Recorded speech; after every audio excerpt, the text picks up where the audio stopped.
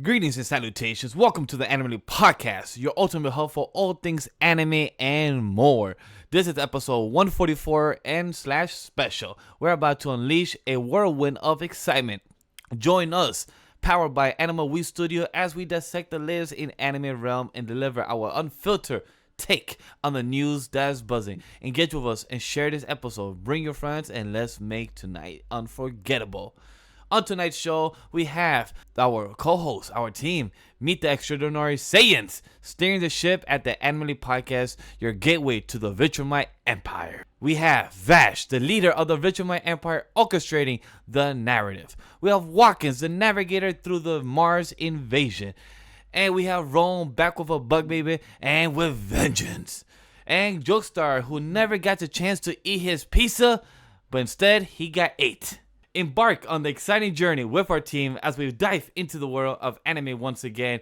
In this episode, we pay tribute to the legendary Akira Toriyama and share our insights on his remarkable legacy. Plus, we'll be reviewing the Invincible Season 2, Part 2, Episode 5, offering you an in-depth analysis that you don't want to miss. So get ready for another thrilling installment that will leave you craving for more. We're here, we're back.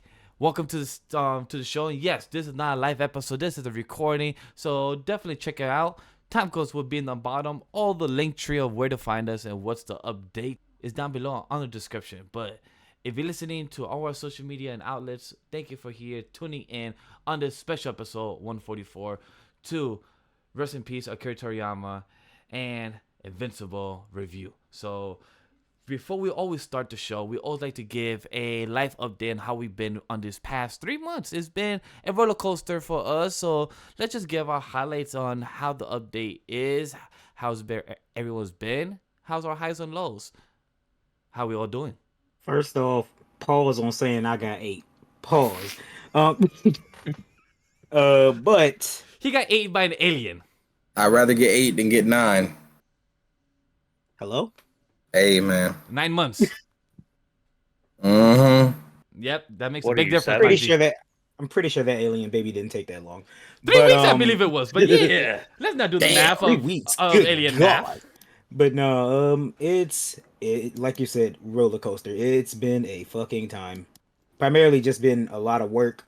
And that's been hell.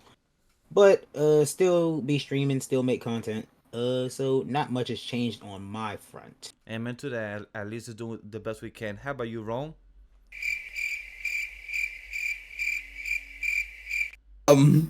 Yeah. Life. Ain't it a thing? I'm sorry. Nah. just the quiet, just the pause. Yeah, I'm like, there's the just like- suspense. Ooh, boy, my brain buffered when you asked me. I ain't gonna lie. Everything in me went. Like Okay. buff- The little loading. wheel Yeah. showed up right on your forehead. Just like, life. Well, yeah, life's been okay. But, we're doing better. How about y'all? I get that pause. I get that suspense because, like, I did a tweet, like, last week on my personal account. And, like, just to let people know, like, hey, I don't speak about my life.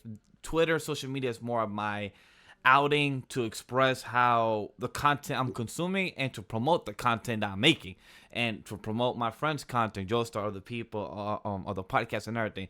I don't speak about personal life. So somebody asked me as well at work, like last week or 2 weeks ago when I was working, and they asked me, "Hey Vash, how you been?" I literally froze for like good 10 seconds. I was like, "Damn, where do I start?" And then I just responded like, "Yo, life's been lifing." That's all I could say. I don't know where to start to tell people. And all I can say is that I'm glad to say I'm alive and pushing forward and here on this Mother Earth. That's all I can say. Oh, that's always a good thing. Always a good thing to be on Mother Earth, Mother Gaia, if you will. How about you, Watkins? How was Mother Guy? Because, Oh. you and me started something at least on the side. Weaves of That's the Ring. right. That's something that we could be Yeah. proud and grateful for. Talking about Look. wrestling on a weekly basis. Look, you guys are watching this recorded episode of the podcast, which is awesome, which is great. Thank you for watching it. On a However, Friday night with SmackDown. On a Friday Saturday night, though, we got some live content going on, so check that out, whatever have you. But yeah, we've been busy with that. Me personally, Oh man, I've been trying to hit the ground. Well, I guess jogging a little bit, not necessarily running. With some other things, some other projects and all that. Trying to do just some things here and there. Experimenting a little bit, but I've also been kind of in the Final Fantasy brain rot right now because How's that going? I started the year. Okay, so I started the year playing Remake because I never got to play Remake, and also I never actually really played Final Fantasy 7 either, which I do plan to eventually. But I beat Remake, and then I quickly did Crisis Core and the DLC from Remake, just to lead up to Rebirth, and excellent games all around. But Rebirth has been giving me a bit of the brain rot because it's like it's got the open world going on. You got so many things to do in the world, like just exploring, fighting things, whatever. But yeah, I've just been in that brain rot lately. But not only with that, there's also been Persona 3 Reload that came out that I've Yes. also been just diving into. My Oh my gosh. God, it's my Yeah. first Persona game, and I'm loving it so Oh, much. good. Yes, I'm glad to yes. hear you Highly. said that, Rome, because I even asked it to a few people because I tried Persona 5 and it was not saying it wasn't a hit for me. It's just turn-based games are something that's not for my style. But I was told that Persona 3 would be a good introduction for me with turn-based games like Persona. So I'm glad for you to say that, Rome, because I've been hesitant to jump into that realm. Nah, I'm telling you, man. Like just watching the first time you see a Persona pop out of somebody's body, it is a life-changing experience, dude. Oh, dude. I was like the way they do it in 3, the way that like I was like it's half so- asleep when I started watching it, or when I started playing, and then when the first Persona popped up, I was like, oh, never mind, I'm wide awake. Yeah, no, it's like it's a better version of how Eren turns into a Titan. Hi, Key. Okay. Yeah, you have to damage yourself. Yeah, you have to damage crazy yourself. ass visual. Shit. No, you have to damage yourself in order to unlock your persona, whether it be biting yourself, shooting yourself in the head, whatever it may be. Yeah. This is a Nerf gun, by the way. They they have like special weapons for it. So. Literally shoot themselves. Literally like shoot themselves. Like put the gun on the chin and just pull. That's literally it's like, all right, we're so. It's so crazy, dude. I love it so much. That is wild. Okay. I'm kind of mad I waited so long. Here's the thing. So Persona 3, 4, and 5 are actually all really good. Now, the stories to Persona 1 and 2 are good, but the gameplay is actually just kind of like ass cheeks. That's kind of what I've heard. So I implore you to. There's a YouTuber I watch named Courtney. She actually does an explanation for Persona 1 and 2, both parts of 2. And they're both like hour-long videos. It's really good background noise. Amazing, hilariously crazy story. You fight Mecha dude. Mecha dude? That guy. Mustache dude. Oh. German I don't know if I could just say that. So, understandable. All right. Yeah, at one point you end up fighting him. The stories to 1 and 2, amazing. I can't recommend looking at a video for it enough. Okay, definitely check it out. So walk us to Persona 3. You've been enjoying it in the Final Fantasy games. I've been really enjoying those. For some reason I started replaying Kingdom Hearts 1. I don't know why. I was just kind of in the mood. Why did you do it to yourself? don't I agree, know. because I still haven't gone back. I don't know why. And I still want to, but I get it. Kingdom Hearts 2, Kingdom Hearts 1 is a bitch to play because the mechanics pisses me the fuck off.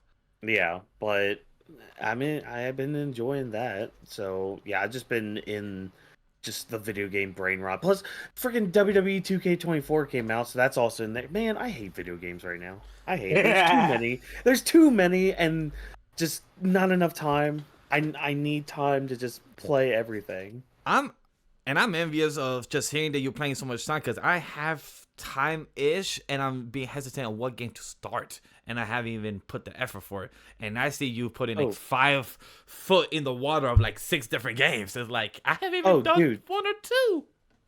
Dude, there's a reason I go silent on the weekends. Like, there's a reason you guys don't hear from me during the weekend. You be like, I'm going ghost. Like that.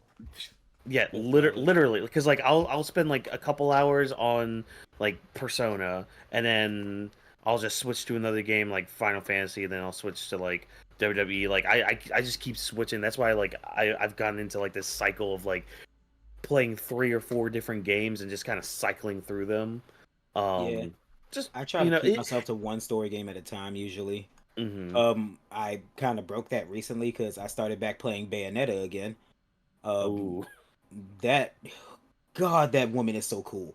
By the way, Yeah, that name cool's just the word. that name Cool's the just word. reminded me of the most recent tweet or the recent thing that's been going on the timeline of Bayonetta.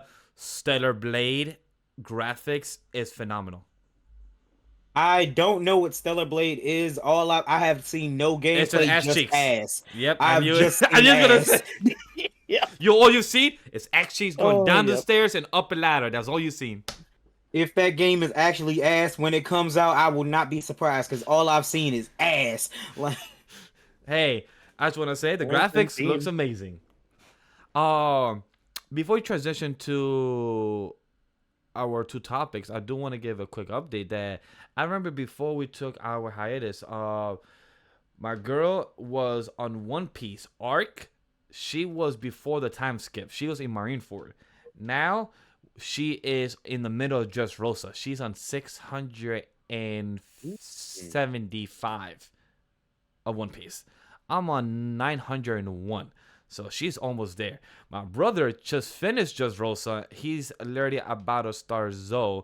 He's on like 700 and something. So he's like 100 away from me. So I gotta give props to my brother and my girl because they've been putting the effort since the past 3 months of the One Piece progress. Because that is a mission for people to actually be pushing from the 1000 to like episode 1 to where we are now. That's a mission, and for you to continue, it means you're actually interested and invested. So I'm glad to see people that actually enjoying One Piece and just being invested into the story and lore of it. I've been on episode 214 for 3 years.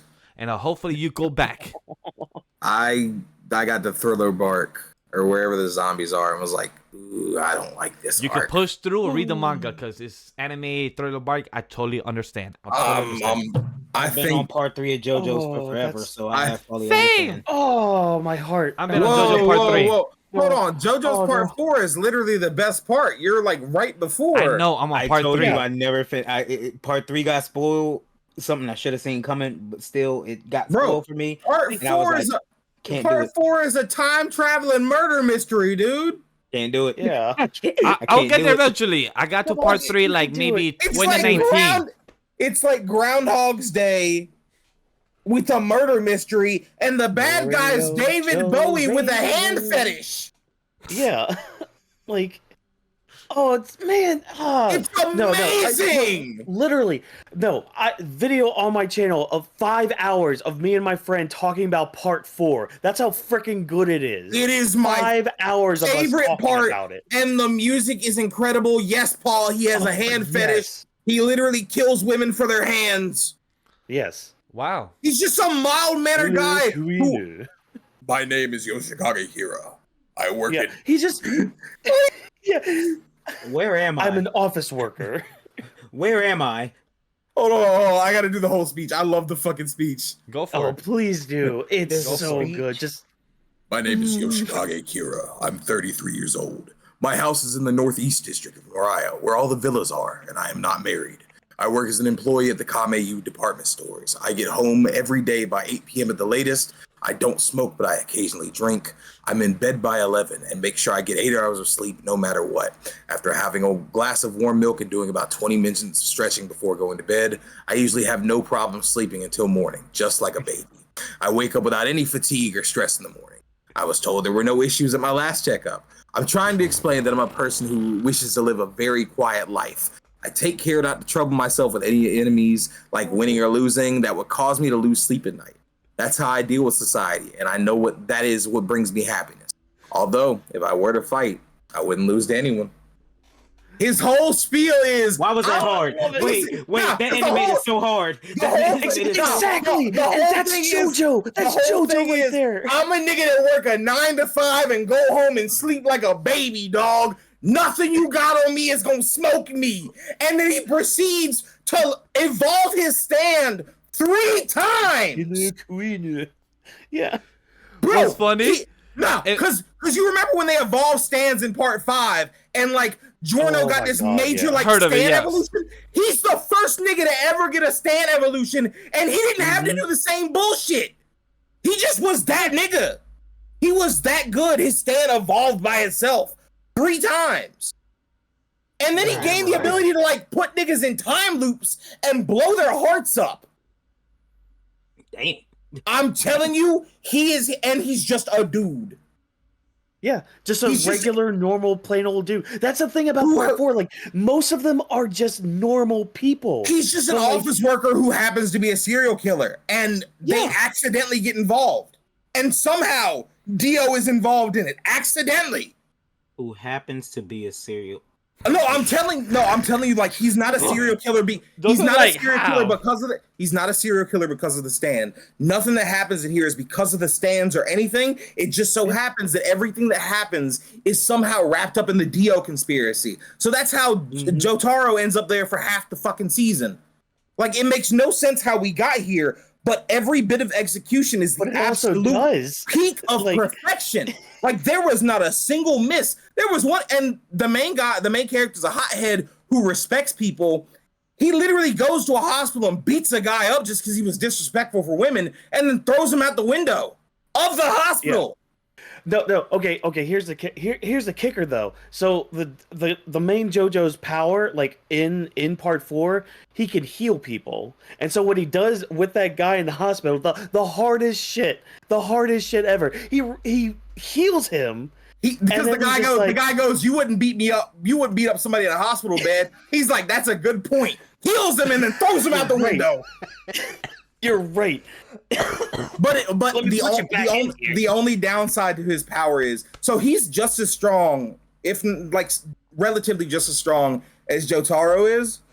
Yeah. The only thing about his power, the healing power, because he's got the punches and everything, like he's super quick. The only thing about his is he can heal everybody unless they're dead or it's himself. He cannot heal himself. Mm-hmm. So you would think he'd be the most busted person in town, and he's not even close to being the most busted person in town. That's One of his good. best friends' power is his stand can make sound effects real. Yep. Tweet. By And that's me also 3 another seconds stand that ago. evolves. And it evolves That's another 3 stand times. that evolves. His stand is literally like Act 1, Act 2, Act 3. A Yo, tweet by Act me 3, 3 though. seconds ago. What in the fuck is JoJo's even about? Yes. It's about a British family and their bloodline fighting against a wretch who comes across the power of A mask. a wretch who happens to be pure evil, comes across an ancient mask that just so happens to be in the British family's home, puts it on, becomes a vampire, and then decides, now that I've acquired this vampire power, I want to take over the world and make myself God. The entirety of the show is just Dio building up to making himself God. Yeah. And the crazy And then- thing is, he kind of wins, but he doesn't. Yeah. You just gotta watch Yeah. all the way through to part 6. Because that's the thing, like his influence. I know we're Out of going part off on a 3. tangent here, but like his influence is felt throughout parts 1 to 6. There's Like, and he's only in 3 parts. He's not he's not even in part 2. He's in physically. part 1 and part 3. Just part 1 he was. He doesn't show up in the other 4 parts, and his influence is so strong that he's got goons who are still out there fighting for him after he's dead. The main villain of part 5 is his kid. Yes, because he had a kid after he put his disembodied head on Jonathan Joestar's body. One of the wildest. Yeah. Imagine So you the fucking kid is somebody with getting another nigga multiple dick. That's kids. crazy. It's There was both, some in, it's like, both part Dio's, 6 too. it's both Dio's kid and Jonathan Joestar's kid, which is crazy as fuck to me. Because when the kid turns 15, his hair turns blonde and starts to look like Dio. Yeah. That's literally a plot point. Fucking somebody with another nigga dick. What? Bro, Watch JoJo's Arc. bro, Just the, watch the, it. dude, Like, the, God, the I will villain, watch it with you guys. Like, even the villain of part 6. I don't The mind. villain of part 6 is Dio's ex-boyfriend. Huh? Oh, Dio get Yeah. down. Dio get down. He don't And he's a priest. discriminate. Yes. What? He's a priest. Yo, that Yes. reminds me of that show. He's a gay priest who can take people's memory discs out of their head. Literal CDs out of their fucking head with all their memories on it. And then gravity. And he evolves 4 times. Oh My head hurts. His last stand is like God. Dio reminds me of Torchwood, main actor of going from gay to straight, of like, you know, living throughout the lifetime. That's what he reminds me of here, because Torchwood is the same character where he just went to different sex. It didn't happen. It didn't care for him. So that literally just triggered me from the character from Torchwood. I'm telling you, man, Araki is the only mangaka that's even close to Akira Toriyama in my eyes. I have heard a lot of Yeah. people having high remarks for this creator, so I've heard him having bad remarks for him. So I And get he's it. a fashion mogul. Yes. Everybody in Oh his my God, everybody in JoJo's be dressing. Yes. Ain't a bro, but there's your Wrestling and segue. posing. There's your segue to Akira Toriyama, buddy. I appreciate that. So for those that know, we had a sad news that came out on March 8th publicly to the worldwide in Japan time, and it was announced that on March 1st we lost one of the biggest legendary in our time, and it's Akira Toriyama. He passed away at 62 years old, I believe. I got the number wrong. Check for you. Akira Toriyama was 68 years old. 68 years old. I took some years off, but hey, this man has done so much in our lifetime, of He so did much look it. influence, of so much part of the anime, manga, and gaming community of what he's been influenced by. And it was a sad time, and I love that the timeline that weekend when it happened, so many people were supportive, condolences, and everything else. So we wanted to take this time to give our, how did you guys feel inspired by him, by Akira Toriyama? What is it do you feel like was Dragon Ball a big setting point to push you into the anime realm of being influenced to watch more animes because of Toonami? How did you guys feel about this loss? Dragon Ball was most of my childhood. It was a big bonding point between me and my uncles, me and most of my friends now, if I'm being honest. Yep. Even like, though I'm not cool with the nigga that much, me and my dad got to like actually bonded a bit over Dragon Ball. Akira Toriyama's influence shaped the way I see, like, I love anime with good story, and I would never say, like, I'll say some parts of Dragon Ball story was, you know, stupid or bad or whatever. Hey, we can fight about it. You don't like the Blue Saga. Kiss my ass. Hey, So man. but he shaped the way that I feel about, like, me just enjoying mindless fights. Me enjoying, like, what I do enjoy from a lot of anime was shaped by that man. But like, hearing that he died, it brought back the flood of memories, like, from me spending hours upon hours on Budokai Tenkaichi 2. Specifically 2. I didn't get to play 3 much. But like, Take that. the one picture I have from when I was 8 years old of me in Florida doing a fucking Kamehameha surrounded by Goku, that's cringy as hell, because damn, I was bald. Like, I could Dude. amount any of us or the amount of times that we were as kids trying to scream as a Super Saiyan, trying to evolve into a different transformation at least once in our lifetime. the amount of trouble I got into when I saw him going Super Saiyan 3, and he hit that "this is to go even further beyond." He's screaming for like 6 minutes, me in an apartment building scaring the shit out of my neighbors, just I was yelling for minutes, and I got the ass whooping of a lifetime, but it was worth it. Dog, that that shaped the person I am, dog. It shaped who I am today. It has a significant hold over me and a lot of my friendships. I could remember that line that you just said, that when he said that this goes even further beyond, like even lines that has been transcended throughout many decades for that. And I agree. Watkins, how about you? Uh, I mean, to be honest, I really don't know where to begin, and I'm actually like kind of holding back a little bit right now, even just hearing like Jokester's story a little bit, because like Dragon Ball, like in a way, it is me, you know.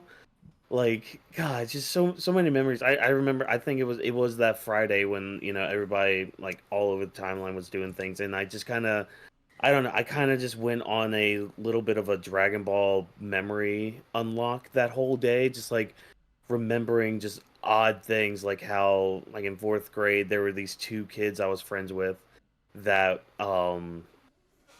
they were trying to tell me that every night they would go to this warehouse and train to be Super Saiyans and all that. Things like that, things like buying tracing books at the Scholastic Book Fair to like try to draw the characters from Dragon Ball and all that. Like I don't know. Me It's having to hard. steal those books. Man. Yeah. Like it's kind of hard talking about it because like there's just so much that goes into it, and I mean, uh, like I really don't know. Like I think the one thing that Dragon Ball mainly taught me, and it's something that I even learned a little bit by just kind of looking into Akira Toriyama's like life and all that. It's that Dragon Ball taught me the beauty of simplicity. Because at the end of the day, this is a story about a little monkey boy just going on an adventure. Like, there's nothing too deep about it. There's nothing like, yeah, there's just nothing too deep about it. But then, like, when you look at it, there is depth in there, and it's like Akira Toriyama. When you look at him, like in interviews and something like things like that, he kind of comes off as like somebody who just kind of wrote at the like what's the term? What's the term? It's like he basically when you look at stories, it's like okay, he would turn in like his transcripts, for example, for like his manga. He would turn them in like 5 minutes before the deadline. Like, okay, you have to have this test in five like at 11:55 p.m. and the test has to be in online at midnight. And it's like, oh crap, I need to go do that. That was Akira Toriyama while he was writing Dragon Ball. But like when you see that and you think about that and you look at what he produced from it, the man was kind of a genius in that aspect because it's just like he took every part of his world, every part of his life, and put it into a story because it was going to be cool, and just the the product he created, the the depth that was in it is something that's very precious and something that's like really kind of helped me grasp a lot of stuff in life and a lot of stuff like in my personal life too. Like I can't I can't thank Dragon Ball enough for just existing, really. So, to hear that and to hear how he went out to like with that story coming out about um what was it? It was like his like a brain tumor or something. It's like Subdermal hematoma. yeah, it just I don't know, So it it just sucks. it sounds like he just fell, honestly. Yeah. Fell into his head. And It yeah, and I mean it, and even when you like, because that's the thing, because like he passed at the beginning of the month, and we didn't hear until like a week ago. But then you see why we didn't hear about it, and it's just like, okay, this was just a simple guy. Like he didn't care about the fame, he didn't care about the riches. He just created a story and wanted to talk and share that with people, and that's something that you don't get too much of anymore. But I don't know. I could go on for a long time about Dragon Ball, but no, I'm gonna I'll just leave it there. So I agree, because one of the biggest thing that you tweeted that day when it happened was a thing that I forgot about the hermit way. It was work hard, study well, and eat and sleep plenty. That's the turtle hermit way. We must master the art of peace in addition to the art of war. The turtle hermit school will be with you always. And I love it when I saw that tweet and everything, because it reminded me of when I saw Master Roshi doing his last hoorah or his last goodbye when it was a tournament of power, and when he was going to do his last move, his last Kamehameha wave, and his last hoorah. It really made me feel like I may have never appreciated Dragon Ball for what it was, because it was never fully story driven. It was pure action heavy, but it was more of life lessons involved within those action story lore. But I love it when people on the timeline always said that Dragon Ball is the godfather of anime. And I've always agreed to that, because Naruto and other animes was what made me who I am today, with what was story driven, what made me have my morality and other stuff that I have my ideals of. But Dragon Ball, it was like the Mount Rushmore of what started a lot of the shonen series that are out today, or what inspired a lot of the current series that are out today. And it just shows you how much Toonami has influenced a lot of the current creators that are out making content today. Us, the current creators that are out making content because of Toonami, because of Dragon Ball. Like, people make fun of how it was Dragon Ball Z, and at the end of the episode we'll always hear, stay tuned for next week episode. And it was always getting every single person watching mad. But until this day, we make fun of it now, because we don't get those type of narrative or monologue by itself, the narrator, by saying like, stay tuned for next week episode. And it was something always impactful. I will always defend Dragon Ball GT until the day I die. Dragon Ball GT, I'll show Somebody's got to. I was about to say, turn it on. Somebody has to, and I will be proud to say I got that cassette version, and I got that same box set. I got the DVD Blu-ray. I showed this on Weebs of the Ring, but I'm gonna show it. I got the cassette, guys, and I got the Dragon Ball GT Salvation.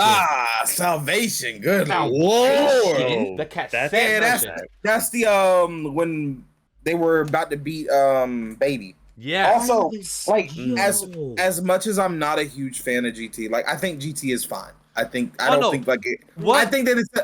a 7 out of 10. I don't think there's a bad Dragon Ball. Yeah. 7 out of 10 is a solid score, but people confuse the 7 as a bad thing. You know, but I'm not a huge fan of Super Saiyan 4 either. Like, that's the best one. I think it's fine. Once again, my favorite form is Super Saiyan God. I'm a very simple man, and I also love the color red. But out of GT has given me my absolute favorite villain of all Dragon Ball, and that is Baby. Yes. Baby is my absolute favorite villain in the entire franchise. He was just an asshole to be born. He was literally an asshole with no fucks given. He was jealous of the Saiyans. He won! Yeah, he won for like a fucking year and made Goku run the entire fucking time.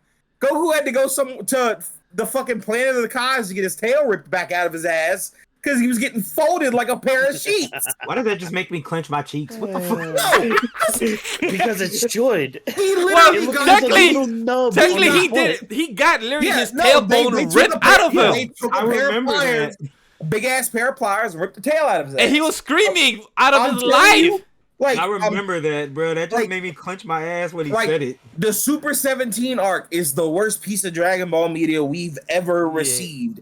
And that was right afterwards. And I'm not a huge fan of half the Shadow Dragons, even though I think that Omega Shenron is him. Like, Omega Shenron is him. He literally absolutely. And the Evil Dragon arc could have been a lot better. But like I always have said it since I have spoken about it since the early days of the anime podcast phases. This GT could definitely get redone with better storytelling. Sadly, not with the supervise of Akira Toriyama to improve it, but hopefully down the line with maybe Daima or something we can incorporate that, because GT could definitely get a redesign. but having the incorporation of their monkey form incorporated into a new transformation to me was such a good idea of story lore. But did it get executed correctly? No, but definitely let me set drop up a bomb something on you real quick. beautifully. They did all that already. Broly's rage form is Super Saiyan 4. It's him harnessing the power of a great ape in his base form. It is quite literally when Broly's in I base see with his that. eyes turn yellow. Canonically, it is literally It like is, the canon because version of Super Saiyan 4. When I know Super it's Saiyan 4 unfortunate that turns it's yellow not too. gonna, Yeah, you're right. yeah, You're right. I But- know that it doesn't have the hair and everything that everybody loves, but canonically, that is the closest thing to Super Saiyan 4 we're getting. Unless Broly gets green hair feel on like his the- chest I out feel of like the nowhere, then pelt- sure. I feel like the pelt on his waist is supposed to be like and Yeah.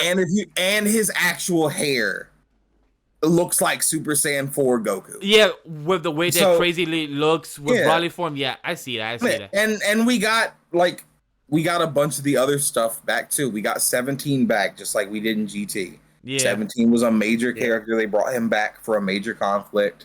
he won. There's literally an entire I go. one. Oh, absolutely. One of the gods of destruction is based on Lord Lude, the robot Yeah. from the robot god Yep. from the beginning of GT. Literally same design as Lord Lude. I just There's a wish we bunch could of get the guy from the Hell Arc. I don't remember his name on top of my head, but the guy from Hell Arc, to help him, Goku. What, Vegeta- Python? Yeah, Python, definitely. Oh man, he was a good. hit. My God. Hit.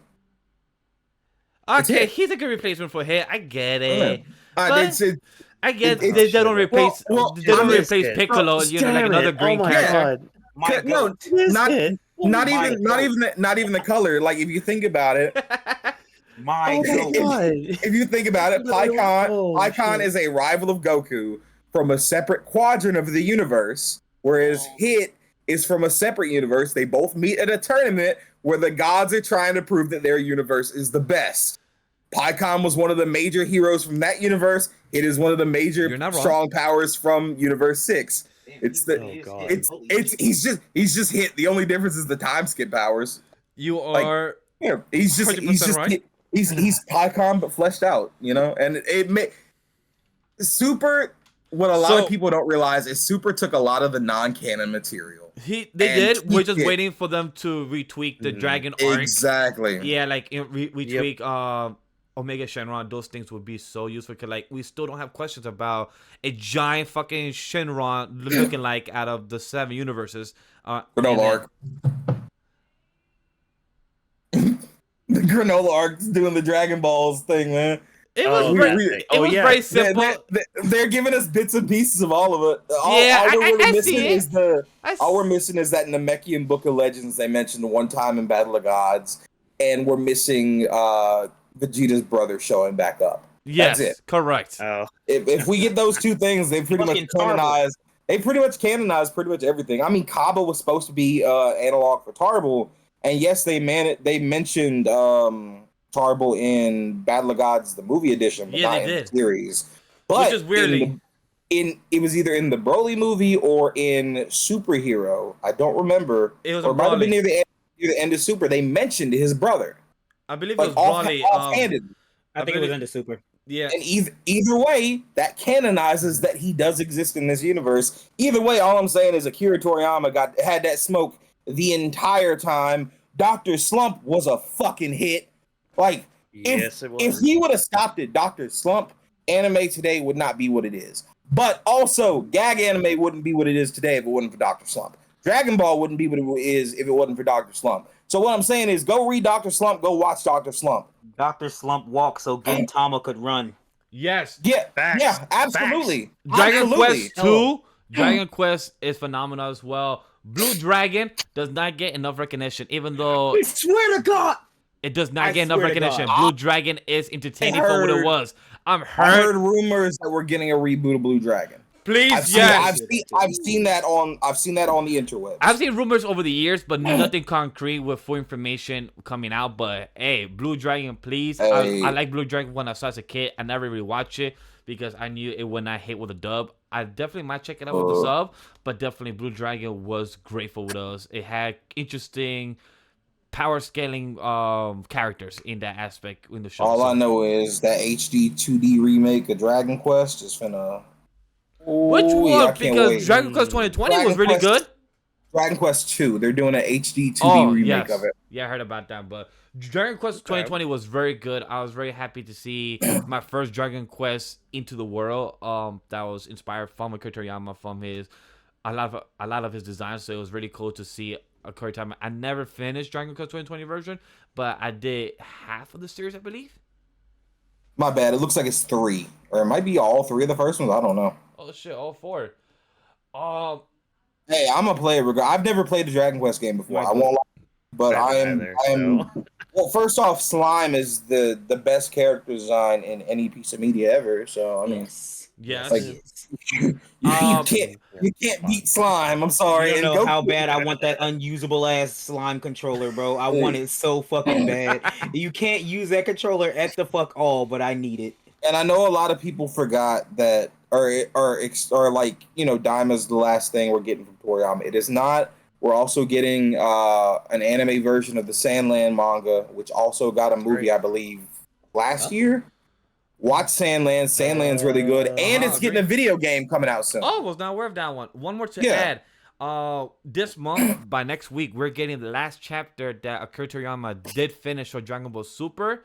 We're getting a break right after next month, of course, to honor and respect Akira Toriyama. Yeah. After that, we have no additional information when it comes to the Dragon Ball Super manga, so we don't know what is coming next because this is the last chapter to finish the current arc of the Dragon Ball Super superhero with Gohan and Goku arc that's going on right there. So that's the last information that we're getting from the projects of Akira Toriyama.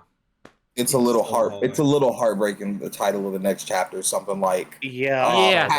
passing forward to the next generation, because he is like literally handing I it don't over to wanna- Toyotaro.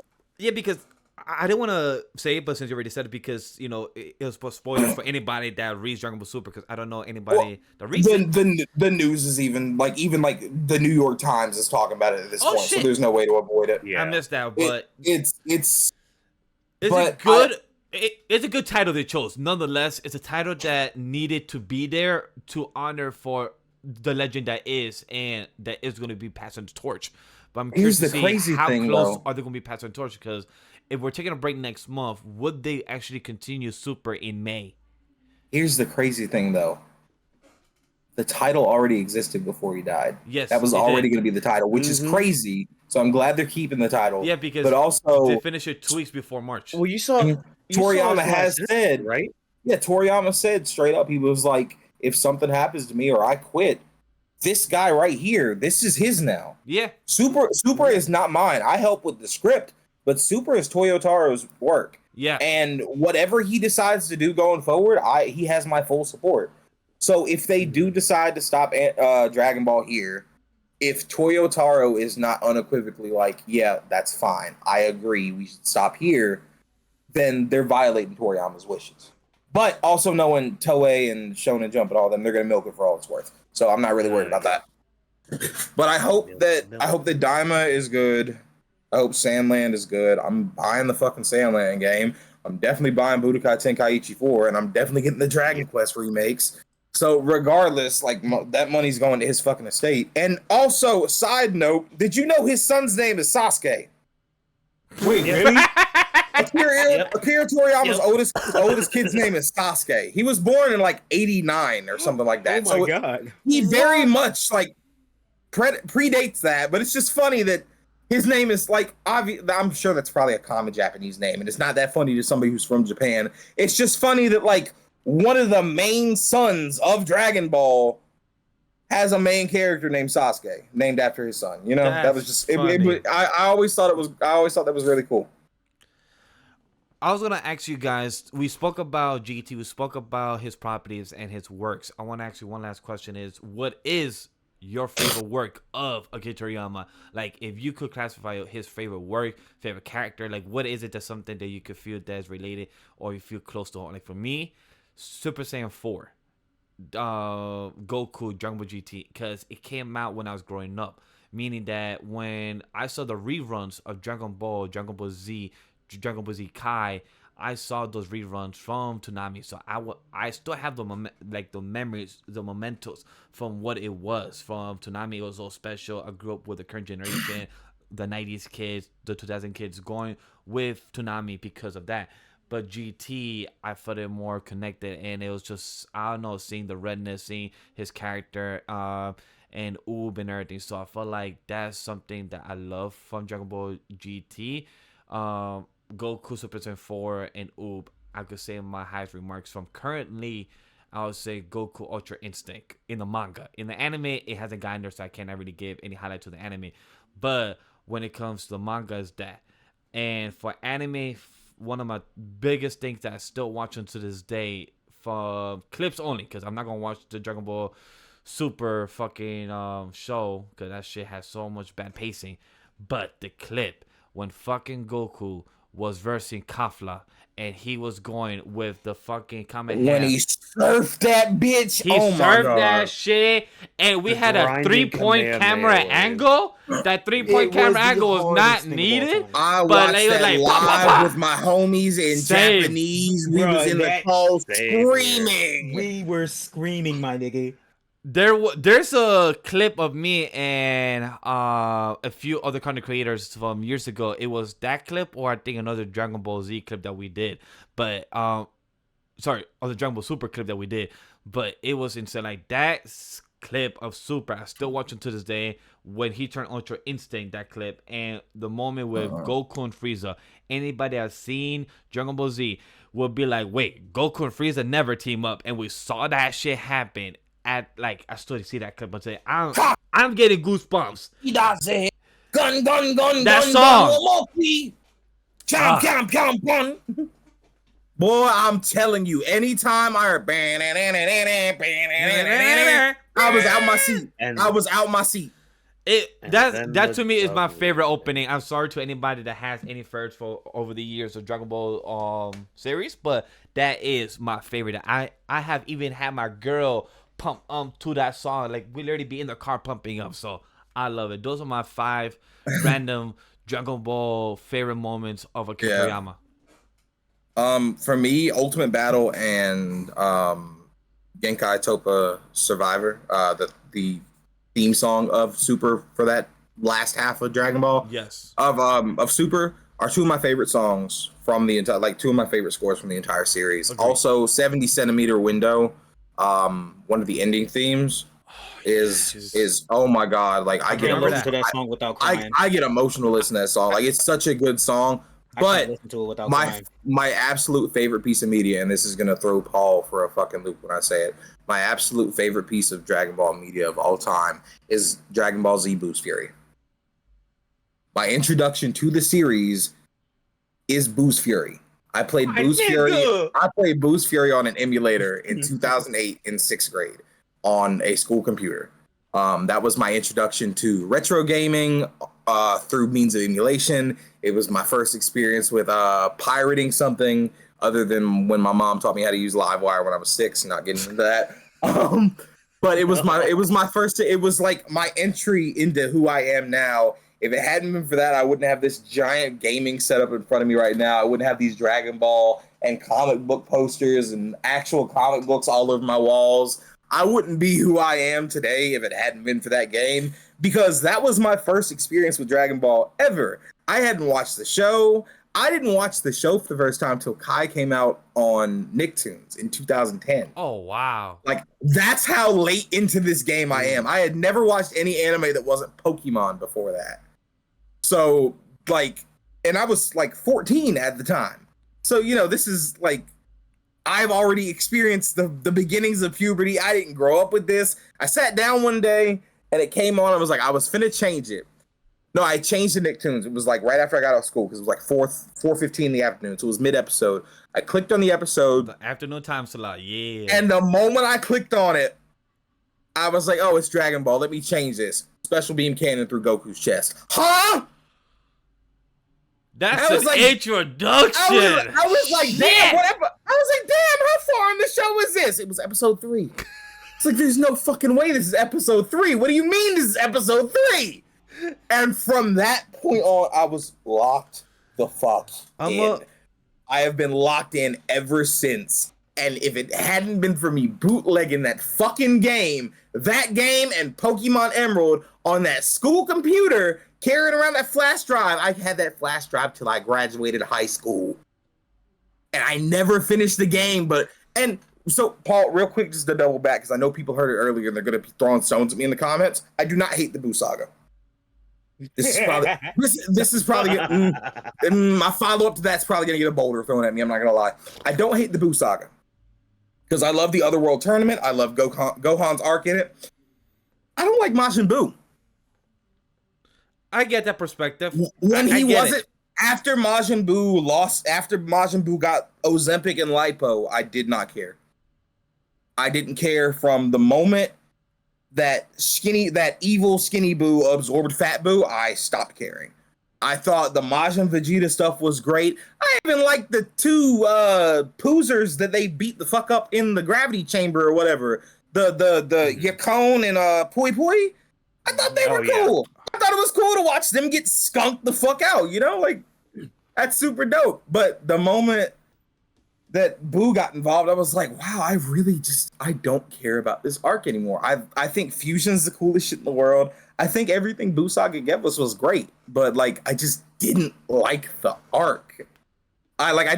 Boo just kind of ruined it for me because I get that Goku's supposed to be the embodiment of chaotic good and Boo was chaotic evil. I get that it's supposed to be a juxtaposition there between the two, but at the same time, it's Boo just wasn't a character for me, and every time he was a character, they switched him up to another character.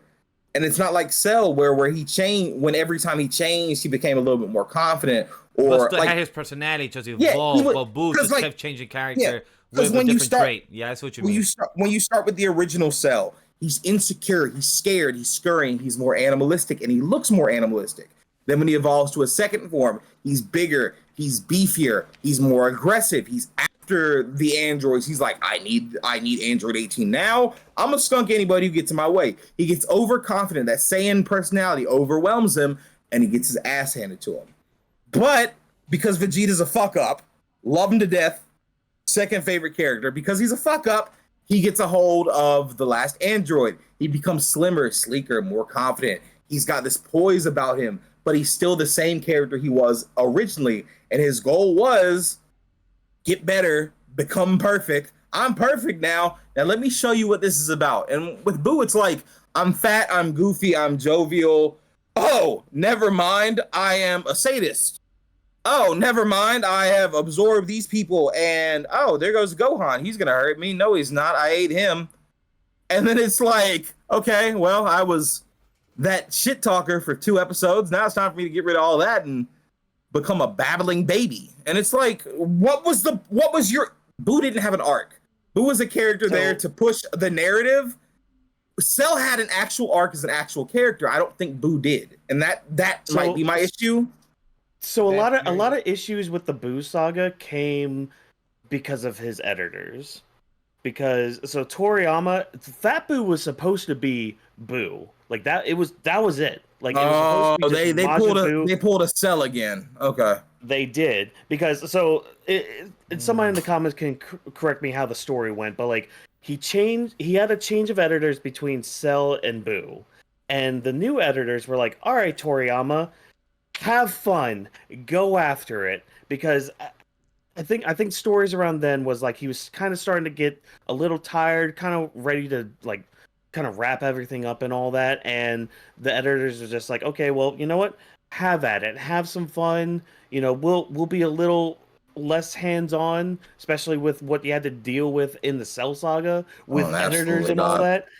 And then it got to Boo, and then the editors was just huh, on second thought, here's a few notes for you, how about you change some of the things. And that's why we got Super Boo. Also, we don't want Gohan to be the main character anymore, so fix that. Mm-hmm.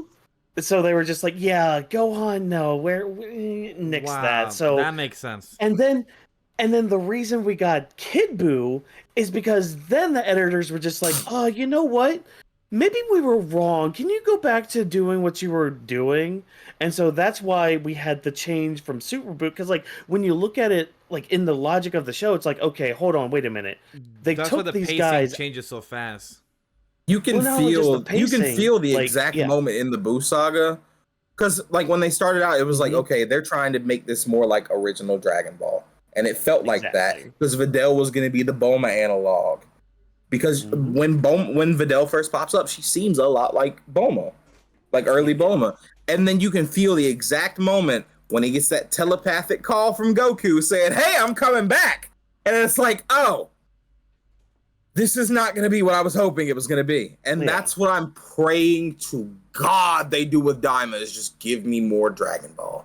They tried with GT and they botched it. I'm telling you, if it had been Goten and Trunks instead of Pan, it would have been a completely different arc. Yes. I like Agreed. Pan. I get it. They were trying to make it, you know, so girls would like Dragon Ball more, and I get it. It was for toys and whatever. But if you would put Goten on that ship with them, I'm telling you, it would have been a completely different show. Go to and fuck your nobody date would- next time.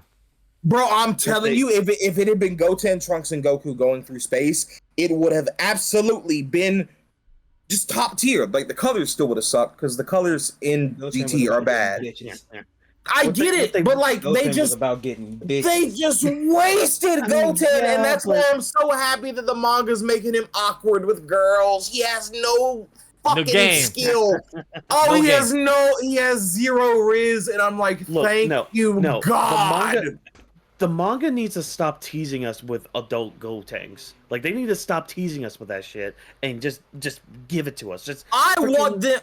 give us stop giving me the fat Gotenks. Either give us Like- the fusion or give us this. Like, hell, I'll take the skinny one at this point. Either give us the fusion one more time and then have them say, yeah, I don't think I want to do this anymore. Or just have them, without even doing the fusion, go, you know what? Dad was right. You know what? Gohan was right. You know what? Piccolo was right. I need to get strong on my own and let them train together. You know, something. Let the fusion be where it's needed, not where they always have to escape to do it, and that's where it's not fun. I think after you do Gogeta, you can never do Gotenks again. After you made Gogeta canon, there is no point in ever doing Gotenks again. Because if Gotenks has time to fuse, then so do Goku and Vegeta. And there's no point in us being here. Yeah. Yeah, like I'm not gonna sit here and let them fuse when you two could do this and just finish this. Especially because I know the next arc is probably gonna end up wrapping everything up before Z, and this is just gonna be the end of it. Especially now that Toriyama's gone, because I genuinely feel like they're just gonna wrap it up. I think the next arc is going to be them finally beating Black Frieza. It's gonna be a very long arc. It's probably gonna end up, or it's gonna be a very long saga. I'll say it like that. It's probably like 2 or 3 arcs. Of them building up, getting ready to fight Frieza, and then ending it. They're gonna lose their god powers. The gods are gonna leave them alone, or some shit's gonna happen, and we're gonna get into Z, and we're gonna finish there. That's what I foresee happening for the next year and a half with Dragon Ball. If we're being honest. That's a good And theory. it won't be satisfying for everybody, but it'll be what's necessary. Because if we keep puppeting this corpse for too long, we're gonna end up with another GT, and nobody wants that. And I mean like the worst parts of GT. Like we're gonna end up with nothing but Super 17 sagas from till the end of time. No. We You wouldn't see how want that. you see how big your eyes No got more when of I those. said that? No more of those. No more of those. Do you We want don't everything? no. Do you want everything to be Super Dragon Ball Heroes? No. Damn. Damn. I haven't even Absolutely continued not. Heroes. I haven't even continued Heroes, but There, it's always good to watch it. and It's Heroes just, get one hard ass scene every 6 months, and that's it. Yeah. that's a fact.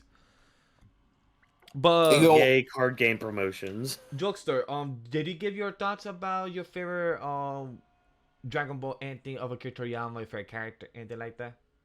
Well, I have a top 4. I would say top 4. Because Rome brought it back, even though I can't listen to the song anymore without crying. 70 centimeters.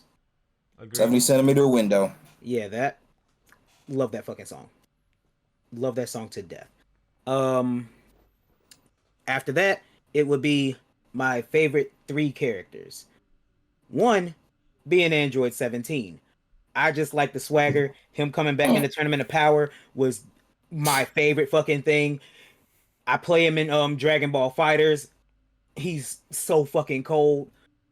He's I in love- fighters. Yeah. Oh my They god! have I gotta Super go. not I Super gotta- 17, but Dragon Ball look, Super 17. I haven't Oh. played fighters since the second update. Yeah. He's so good. Then my absolute favorite character is Krillin. He has always been my favorite character in all of Dragon Ball. Krillin, now that's interesting. He has always been my favorite character. I Black. love Krillin. But man, he got the When they- bag.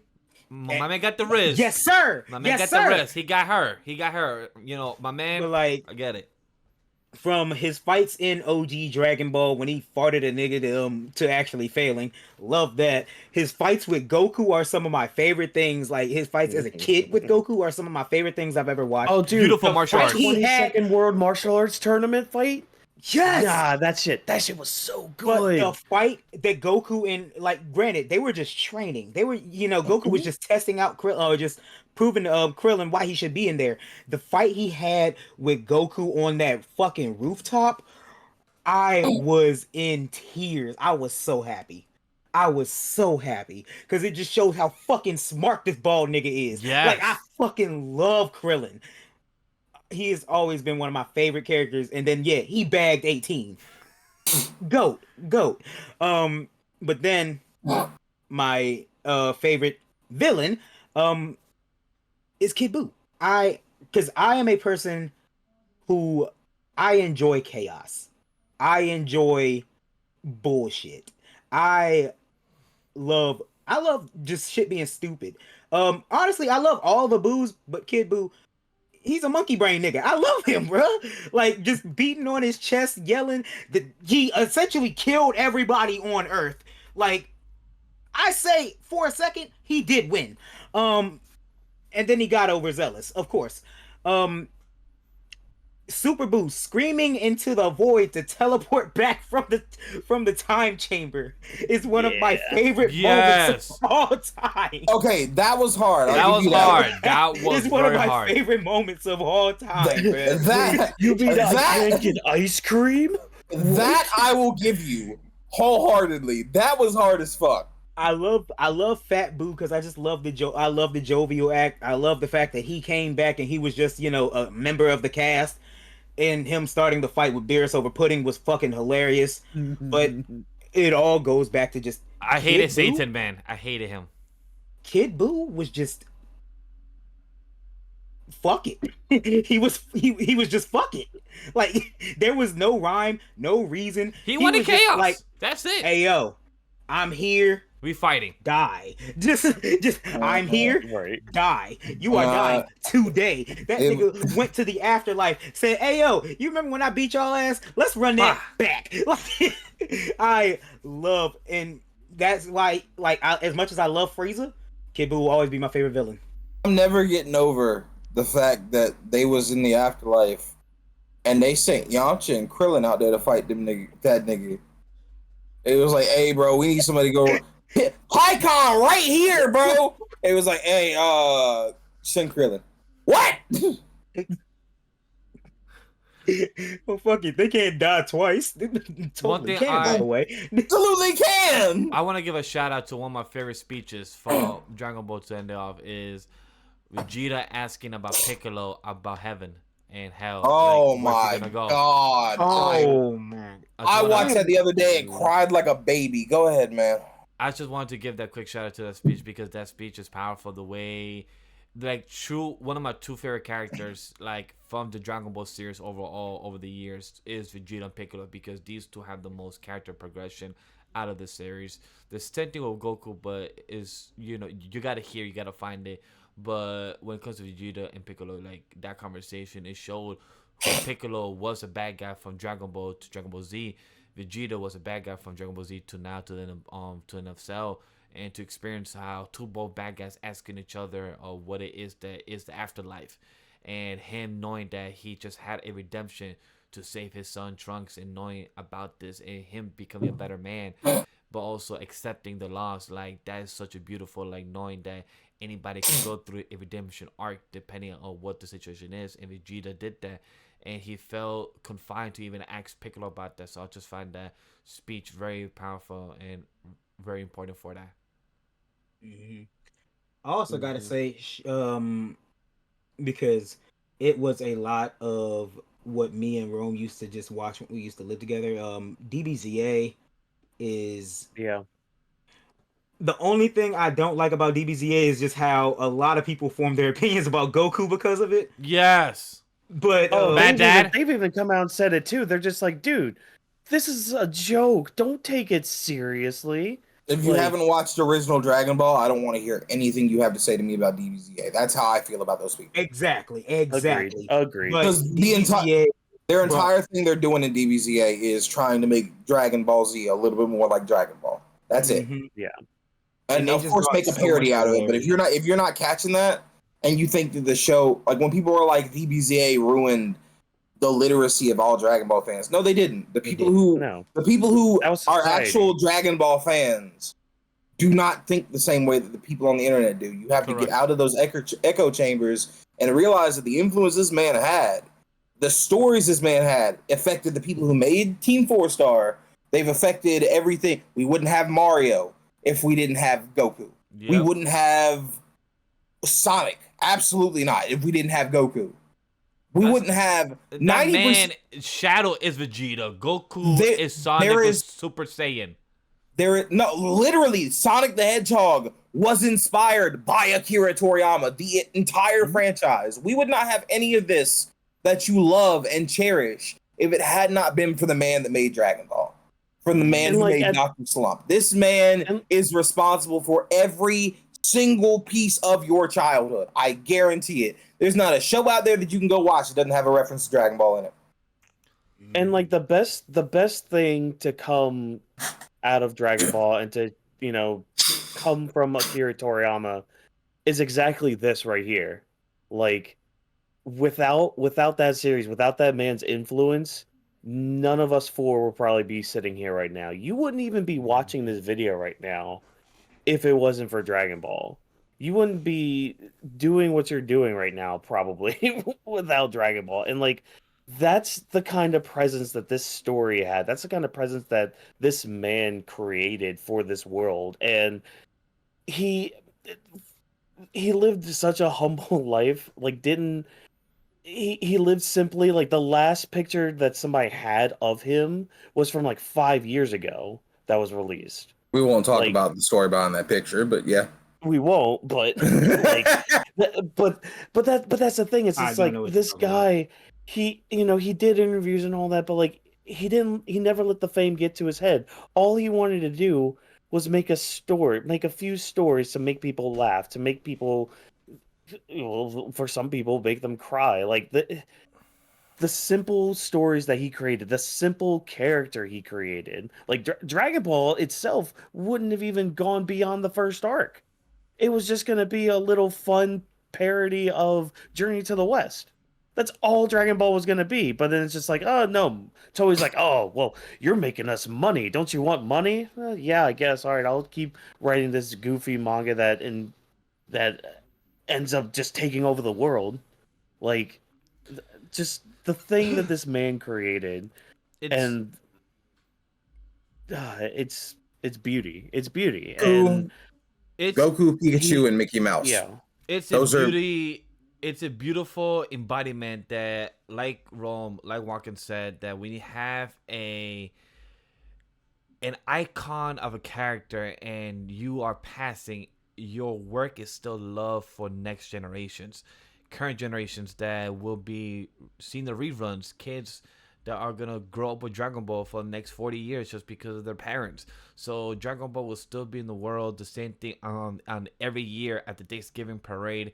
It will always be an impactful icon in the entertainment world, not just only in the anime and manga world, in the community, but entertainment worldwide. It has influenced soccer stadiums to throw a flag just to honor. A lot of sports entertainment has been influenced by it. So we appreciate, rest in peace, Akira Toriyama, for your work, your impactfulness, your body of work that has involved us and many millions and millions of people around the world. So we thank you here from AniMa We Studio and all four of us and the rest of the team from the amount of the embodied work of Akira Toriyama. So rest in peace. Rest in peace, man. But there's no easiest way to transition from this into our Invincible season 2. And I'm not gonna call it damn Yes, part it is. 2. Yes, it is. I knew it. You know who's just like the Saiyans? Them damn Viltrumites. They are just like the Saiyans before they got exploded. No, too. That works too. That They works. do keep. Yeah. They do keep blowing up planets. Yeah, you know that works too. Damn, that's crazy. How I did not trigger that because the Viltrumites were the hugest inspiration of the Super Saiyans from Akira Toriyama. So that is definitely 100% true, Jokestar. So Invincible season 2 part 2 came back this week of March 14th. It came back 3 months later after its random break that people were upset about, and people not even talk about this because hey, low marketing, bad marketing, or people forgot about Invincible season 2 part 2 coming back. Because did you guys forget about it, or did you guys remember it was this week? By the way, I forgot that it was this week. Yeah, absolutely. so I guess Totally forgot. I guess you guys remember because I brought it up saying like, hey, let's do a review. Oh yeah, I didn't watch the episode till this morning. I didn't see anything on Twitter about it or anything. I watched it at work this morning. All right, so look Yeah. at that. Amazon Prime slacking to even promote their own show that even us, we remember the morning of. So how do we feel overall about this episode? Like, what's your 1 minute impression about the part 2, episode 5, coming back from this epic, crazy cliffhanger from episode 4? How do we feel about this? Like, overall thoughts? I got one sentence. Go for it. You made us wait 3 months for that. Yeah. That's all I got. And honestly, because I remember y'all were talking about the quality, and like lip flaps and everything. Because I was at work, I wasn't watching that closely. I was primarily just watching so I know what was going on in the episode. And story wise, I think it's great. I think it's following, the comics decently from what I do remember of the comics. I did like, and I primarily paid attention when they were fighting a lot. Like the fight with the Lizard League or whatever the fuck they're called. I will never be more traumatized by a nigga saying "yum" in my life. Like, bro, that was like watching that was just grody. And Rex the whole time looking, trying to stop everything, and then him also trying to protect his life. I'm like, my man, you're doing the best you can, but you fuck up. This pizza was not gonna get eaten. Watkins, how about you? What was your first impressions of this episode? How do you feel? Like, was it worth it? Like Rome said, was it worth it? So kind of like Jokester, I watched it during my commute home from work, but you know, kids pay attention to the road. Anyways, but I mean, story-wise, things have been fine. I mean, I'm going into it blind because I didn't read the comics, so like things progressing pretty well. The last like fight stuff, especially with the King Lizard stuff, my face the whole time when Duplicate bit it, I was just like, oh damn, okay, all right. And then when what's her face got eaten, and then Rex is just like, haha, don't you forget she can grow back at any time. It's like, oh, that's how he's gonna die. So then the rest of that scene, I'm just like, yeah, I can't wait for Yeah. to dive And, into that. Whew.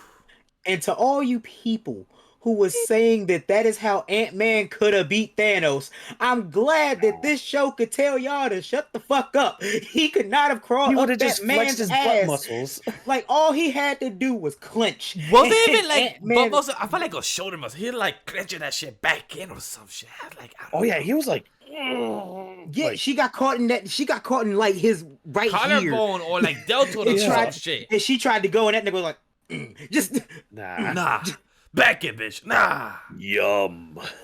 Had to keep No. her down. She was gonna up Chuck. Just The yum at the end was that was unnecessary. Bruh, That was unnecessary. and like the thing is, I was at work. I was currently ringing a person up as I was watching that scene. I dead ass stopped to rewind that. It was like, Hold up, wait a minute.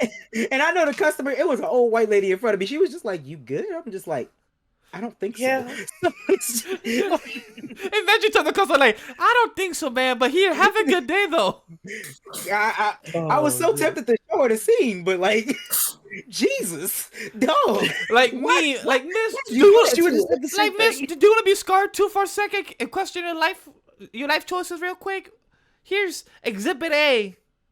Question life. Yeah, but I agree. Unreal. This was an episode that, like, the last 10 minutes left me jaw dropping with the fight with a boy and the alien. Is like, hold up, what? So all those, like, I agree a lot with what Joseph said. This story progression, this episode was really pushing it. But I agree with Rome that was it all worth it? Well, we're about to find out, discuss, and see.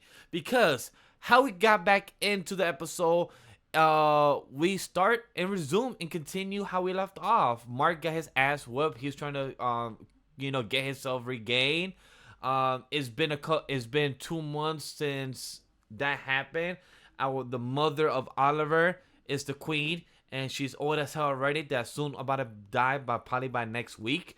And Mark was trying to decide, like, do I need to be my the older brother inspiration of my younger brother Oliver? And he made that choice, went back home, brought the biggest news to his mom, said like, hey, here's your stepson that you're unaware of, and we're gonna have to take care of this because your ex-husband just got picked up by the old Viltrumite Empire and told me to come here and get the planet ready to be ruled.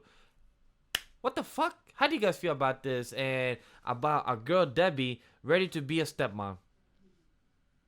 so Debbie's I going think- through it. yeah, Debbie has been just Like- consistently like- going through it. Oh my gosh. Jesus. Strong woman. Oh, She's trying definitely. her fucking Oh, best. I Stronger wish than most. I wish we got to hear the conversation between her and Mark just to respond. But her response once Mark was just like, yeah, so she was so mad. She literally said like, yo, it's insane. And it's just she was so freaked out. Like, hold up, he was gone, had love with another woman, and I'm supposed to take care of this other child that's not mine, but is my son's half-blood brother? What? I'm so glad. The thing is, I'm so glad that they had her make that, like, be mad at that, because it made her, it makes her seem way more human than you would think most people in a comic Yes. series would act. Like, you were thinking, oh, this man going off, ruining other planets, still causing problems with my son. No, this nigga left me for a bug. Like, she is very right to be mad about that. Like, Yeah. I love I now have a stepson that is purple. I am angry. She has every right to be. And Like, I love what she said about Nolan. Nolan keeps leaving his problems for other people to solve. That's one of my favorite lines that she said, because we also know this about anybody in real life, that people leave their problems for us to solve. So I love how Debbie said it, because it's so real. Like, she's dealing like, damn, my husband left the planet, deal with his problems, and I have to deal with the repercussions. But then now I gotta deal with a problem I wasn't even involved in, and now I gotta deal with a son to raise. And later that scene, she was trying to feed the baby food, and the baby, like any other baby, don't even like human food. He kept spitting it or throwing it out, whatever it was. And Cecile had the audacity to say like, hey, I can help you with that type of problem. Like, we deal with alien type of babies. And then that made me question, like, have you dealt with alien babies before? Because, like, I'm fairly certain they I'm have. like, they probably dealt with Yeah. like alien adults or teens, but how do y'all be ready for babies? Sure, that's a whole other question. So how did y'all feel about the whole Cecile being involved, trying to help and support, but also with Debbie trying to still be a stepmom in this? So when she was failing to, or when he was spitting up the food and all that, part of me was a little terrified that he would try to nip at her finger, and I'm like, oh no, like in my mind, I'm like, okay, let's not go this route. I Oh, hope the we don't go human this baby. route where it's like, yeah, where it's just like, oh no, I can't eat human food. Wait, Can I human eat humans itself? food? Human food? Oh, human food. Okay, and so glad at least we didn't get a tease for that. Hopefully, not. Maybe I don't know, but also fuck Cecil. Yeah, I'm Everyone tough. like, it- Oh, I can't wait for us to like, talk it- about the biggest fucker that got me mad. oh my god, like, I can't wait for him to bite the fucking dust. Honestly, but I'm so glad that Mark was basically Standing his succeeded ground. the entire time. He stand Like, on yeah, business. yo, you Yes. here anyway, nigga. Like, I don't gotta report to you. You know. So like, It kind of why are you- Love that it response. kinda- I kind of feel like Donald's gonna smoke the fuck out of him Ooh. and take over. That's what I kind of hope feel like. so. I I hope he does. I can't. Ooh. I hope I that hope he nightmare that does. Donald had Ooh. was Hold up. Hold oh up. my god. Hold up before we get there. Ooh. That was crazy. But Rome, do you have any thoughts about the baby Oliver, Cecile trying to get himself involved? With Mark trying to tell the big news to Debbie. How do you feel about all this? Oh, Oliver's always been one of my favorite characters in Invincible in the comics. I love Oliver. He's great. All right, good. He basically just turns out to be like Damian Wayne with a conscience. He's really good. Like I enjoy him a lot. Cool. So, I think that this is, if they go about it right, they have the start of something great. I am a little concerned because some of the changes they've made throughout the series have kind of thrown me off. Like I'm pretty sure in the comics, him and Amber don't go to college together. They go to completely separate colleges. Like they're broken up by this point. So the fact that we're here is really neat. That's what I've been wondering. About, is when does the transition to Eve come in with this story? So I'm kind of curious to see what they're gonna change about Oliver. Same. I'm really curious about I that. am cautiously optimistic. Okay. Okay. I'm assuming they were planting seeds for this Amber breakup already. Well, They Loki did. we within could. this Yeah. episode. Yeah. We could They talk kinda about did that. a little bit. Yeah. So, but yeah. We could definitely dive into that in a few because I really you know what? Let's dive into that next because that actually goes right after Mark talking to Debbie and everything. He goes to talk to his actual girlfriend and everything, and meets William, sees the girlfriend, see what's going on, meets her study group and interrupts that, and Mark finds out that Amber has been going through her own shit over the past 2 months. She failed a sociology test. Her grandfather passed away, and she was going through that. So it's like that's tough. Like, there's a paying 2 months for work out of your control, but they're coming back into reality and understanding that it's a form of PTSD that you're not involved in. But you gotta help the people of how to incorporate. Hey, yeah, my job is to be gone for 2 months, 6 months, a year. That's out of my control. But now, how can I incorporate my life back into your life? And that's what he was struggling, hearing that. Hey, she just failed a test, but she also lost her father. Her grandfather, not being able to be there for her, and also seeing that William had the audacity to even take apart even Mark's room. Like, hey, yeah, I'm gonna take down all your posters. You're not even here no more. Let me just enjoy my paradise. How did y'all feel about this? Because William was ready to just have a new roommate, and Amber was going through her own life on her own in a way. I feel like she's cheating on him. I ain't gonna hold you, but especially with how much they've changed the story so far, I feel like she's cheating on Mark. Oh, you think I so? don't think she is. I don't think she is. I don't but think so. I think she's cheating, especially when she I know she called one of her. I low-key feel like she's cheating on him with a woman, but especially like when she called her friend, the light skinned girl, after, the light skinned girl that gave her the side eye. Yeah. yeah. They'll turn the I books see away. that. Yeah. Yeah, so like when she called her after he said, "Yeah, I got to go back to space cuz if I don't, we going to die." And she was like, "You got plans?" All right, cool. But I feel like fully feel like she's I feel like it's more of a college thing, like, to go, wake and bake type of thing, or to drink, like, just to forget memories, because she did say, like, I don't want to deal with the bullshit. She says, something between those lines. She said that she doesn't want to deal with tonight. So she heard her boyfriend going up in space again. She didn't want to deal with the reality that she might not have a boyfriend. Her boyfriend continues doing his own thing. So I feel like that's what it was more like, hey, I'm going to call the homies. My life is hard right now. Let me forget shit. But yeah, you like the look that she gave is like she looks like I'm so tired of this situation. That's When it. Yeah. after he had went back into space, she looked like I'm so tired of this. I'm let me she's like let me go back to go party to forget. But that just made me look like she's it seems like she's emotionally done with this situation, and that's more of what leads me to think that she's cheating. And I feel like if she hasn't cheated yet, she's going to. Like Yeah. that's kind of the vibe I got from that phone call. Just like, okay, you know what? Yeah, she has kind of emotionally checked out. She, because she's had to go through so much pretty much on her own. Like she didn't have her significant other, and she's had to like apparently keep people at bay, like Yeah. other guys at bay from like getting at her or whatever. I mean, or she's a getting with fine her or black whatever. woman. Of course she does. Yeah, exactly. But it's like, if she hasn't yet, she probably will. And it'll be one of those situations where it's just like, I can't keep waiting for you. Like, and I thought I could do this life, but I can't. I need to have my own life. So I'm hoping that's where it goes. If it goes another direction, well, Yeah, hopefully I'm but satisfied with it. But yeah. just from an emotional maturity standpoint, I just hope she breaks Mhm. up with him rather than cheating. Same. I hope so too. I Yep. just hope, because like if she cheats, that's just gonna make me look at her worse. I'm not gonna lie. Yeah.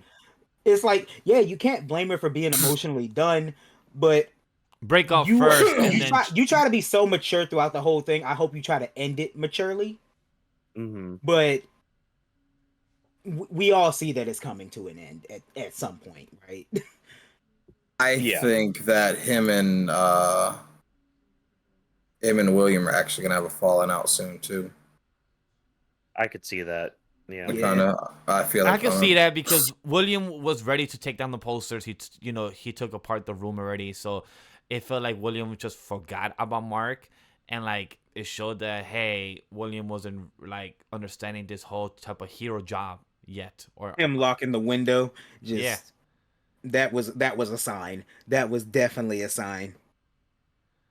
But he said that I don't trust no random dog/bug appearing again. So like he's traumatized from some random person appearing. So it makes sense that Though I get that, if the main person that that dog/bug would come for is not there, and I think y'all are on like the 3rd or 4th floor, y'all don't really got to worry about somebody climbing up into your shit. If your best friend can fly, I would leave the window open. considering that he knows his best friend can fly, but other people who also can fly, who might be less than charitable, know his identity. Like, for instance, if Omni-Man killed Mark while he was in space and then came after William. I mean, the window's not going to do much, but it's going to make him feel better, you know? yeah. But I get it. But you know who's not gonna make you feel better is our boy Donald. Donald approaches Cecile and tells everyone to get out. He demanded that respect. He demanded that room for himself. And Cecile was trying to lie to Donald in front of his face, like, "Hey, what you talking about, man? Like, hey, you know this happened. We gotta jog your memory."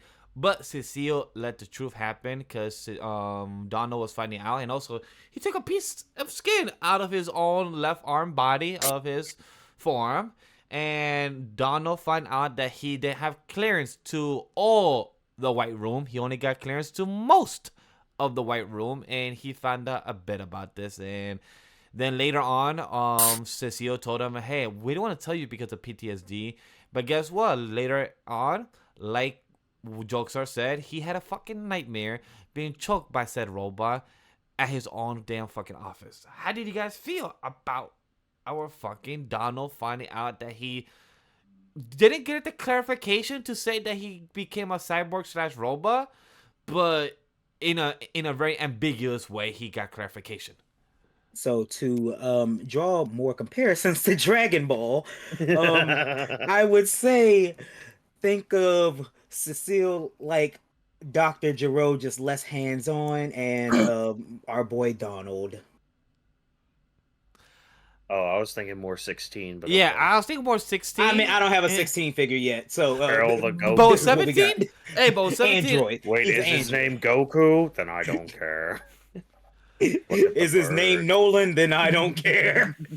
That is a fact because at the moment Cecile is a fuck up general 100%. He is a person He a with too bitch much ass nigga, with too dog. much power to make decisions for other people. Like he made the decision not wanting to lose Donald.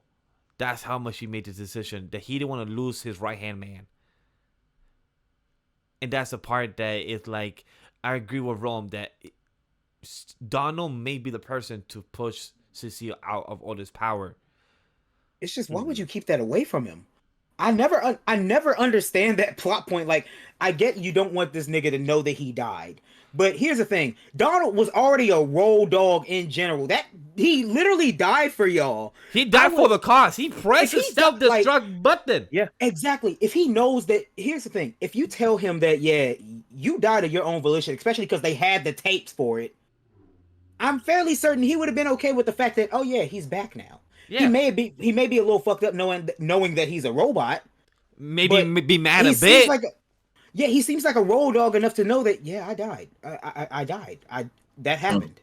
See, you would think that, but as somebody who watched most of Agents of Shield and I did not watch Agents of and S.H.I.E.L.D. watched Phil Coulson go through the exact same scenarios, Glad to know somebody else on the same boat with me.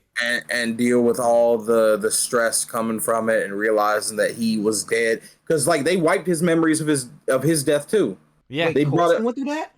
Yeah, Agents Oh, of Shield shit. takes place after he dies in Avengers. Yep. They bring him back with pre-technology. Oh. They Yeah, bring that's- him back to life, and he has to deal with the PTSD of it, and And that's just eventually one his body season. starts to break down. That's just season 1. They did it for a good 3 seasons of more like season 2 and 3 was more like in the mentally aspect. Because like people don't understand, like you dying, like that's you understanding death without you experiencing it again. Because somebody experiencing death for you, but you can understand the process, because that's what it was for Donald. Like he cannot understand death because he got his memory wiped for it. So that's why he cannot grasp the information. So that's what Cecile took That's that more why- will of freedom away from him. I do like that it actually is still Donald, though. Because the brain aspect, It's it's like like the his brain. brain. Yeah. It is still Donald. I thought they were gonna be like, it's just like a robot duplicate, and that I wasn't fucking with. Yeah. But when they I were thought like, they were gonna no, do the whole thing with like what they did for the twins and robot with Yeah, with like his them- brain and all that. something like that. I thought they were gonna do. I'm glad it is just the OG Donald, but Yeah, robot. I'm glad it's something like that, because if it had been something else, I would have been a lot more fucked up. Same. Yep. But at the end of the day, it's considering like the circumstances, I'm okay. Okay, but yeah, okay. I didn't know that happened to Coulson. Holy shit! I need to Yeah. watch Agents of Shield. I do Vash- recommend it. Donald happened, and it's something that I get with the PTSD. It's something that is hard to transition out, and I'm curious to see if he's gonna continue having it for the rest of season or the rest of his next couple of weeks or next couple of months of how he's gonna handle this conversation now with Cecile. Like how's he gonna approach his boss? How's he gonna trust him now moving forward? So I don't remember exactly what happens in the comics, but I truly believe that Cecile keeping Donald alive is going to bite him in the ass. Oh, as it should for anybody Oh, that totally. did that. The same thing again for Agents of Shield. This bit him in the ass for the relationship with Nick Fury. Phil Coulson was not happy with Nick Fury for this choice because he got the choice taken away from him. So it's the same thing, very similar in that aspect. So I can't wait to see the full repercussion for Cecile when it comes to this and Donald. How it's gonna happen? Is Donald gonna do a revolution, a revolt? What's gonna happen with him, or is he gonna kill him himself? Because that'd be very curious. Mhm. Yeah.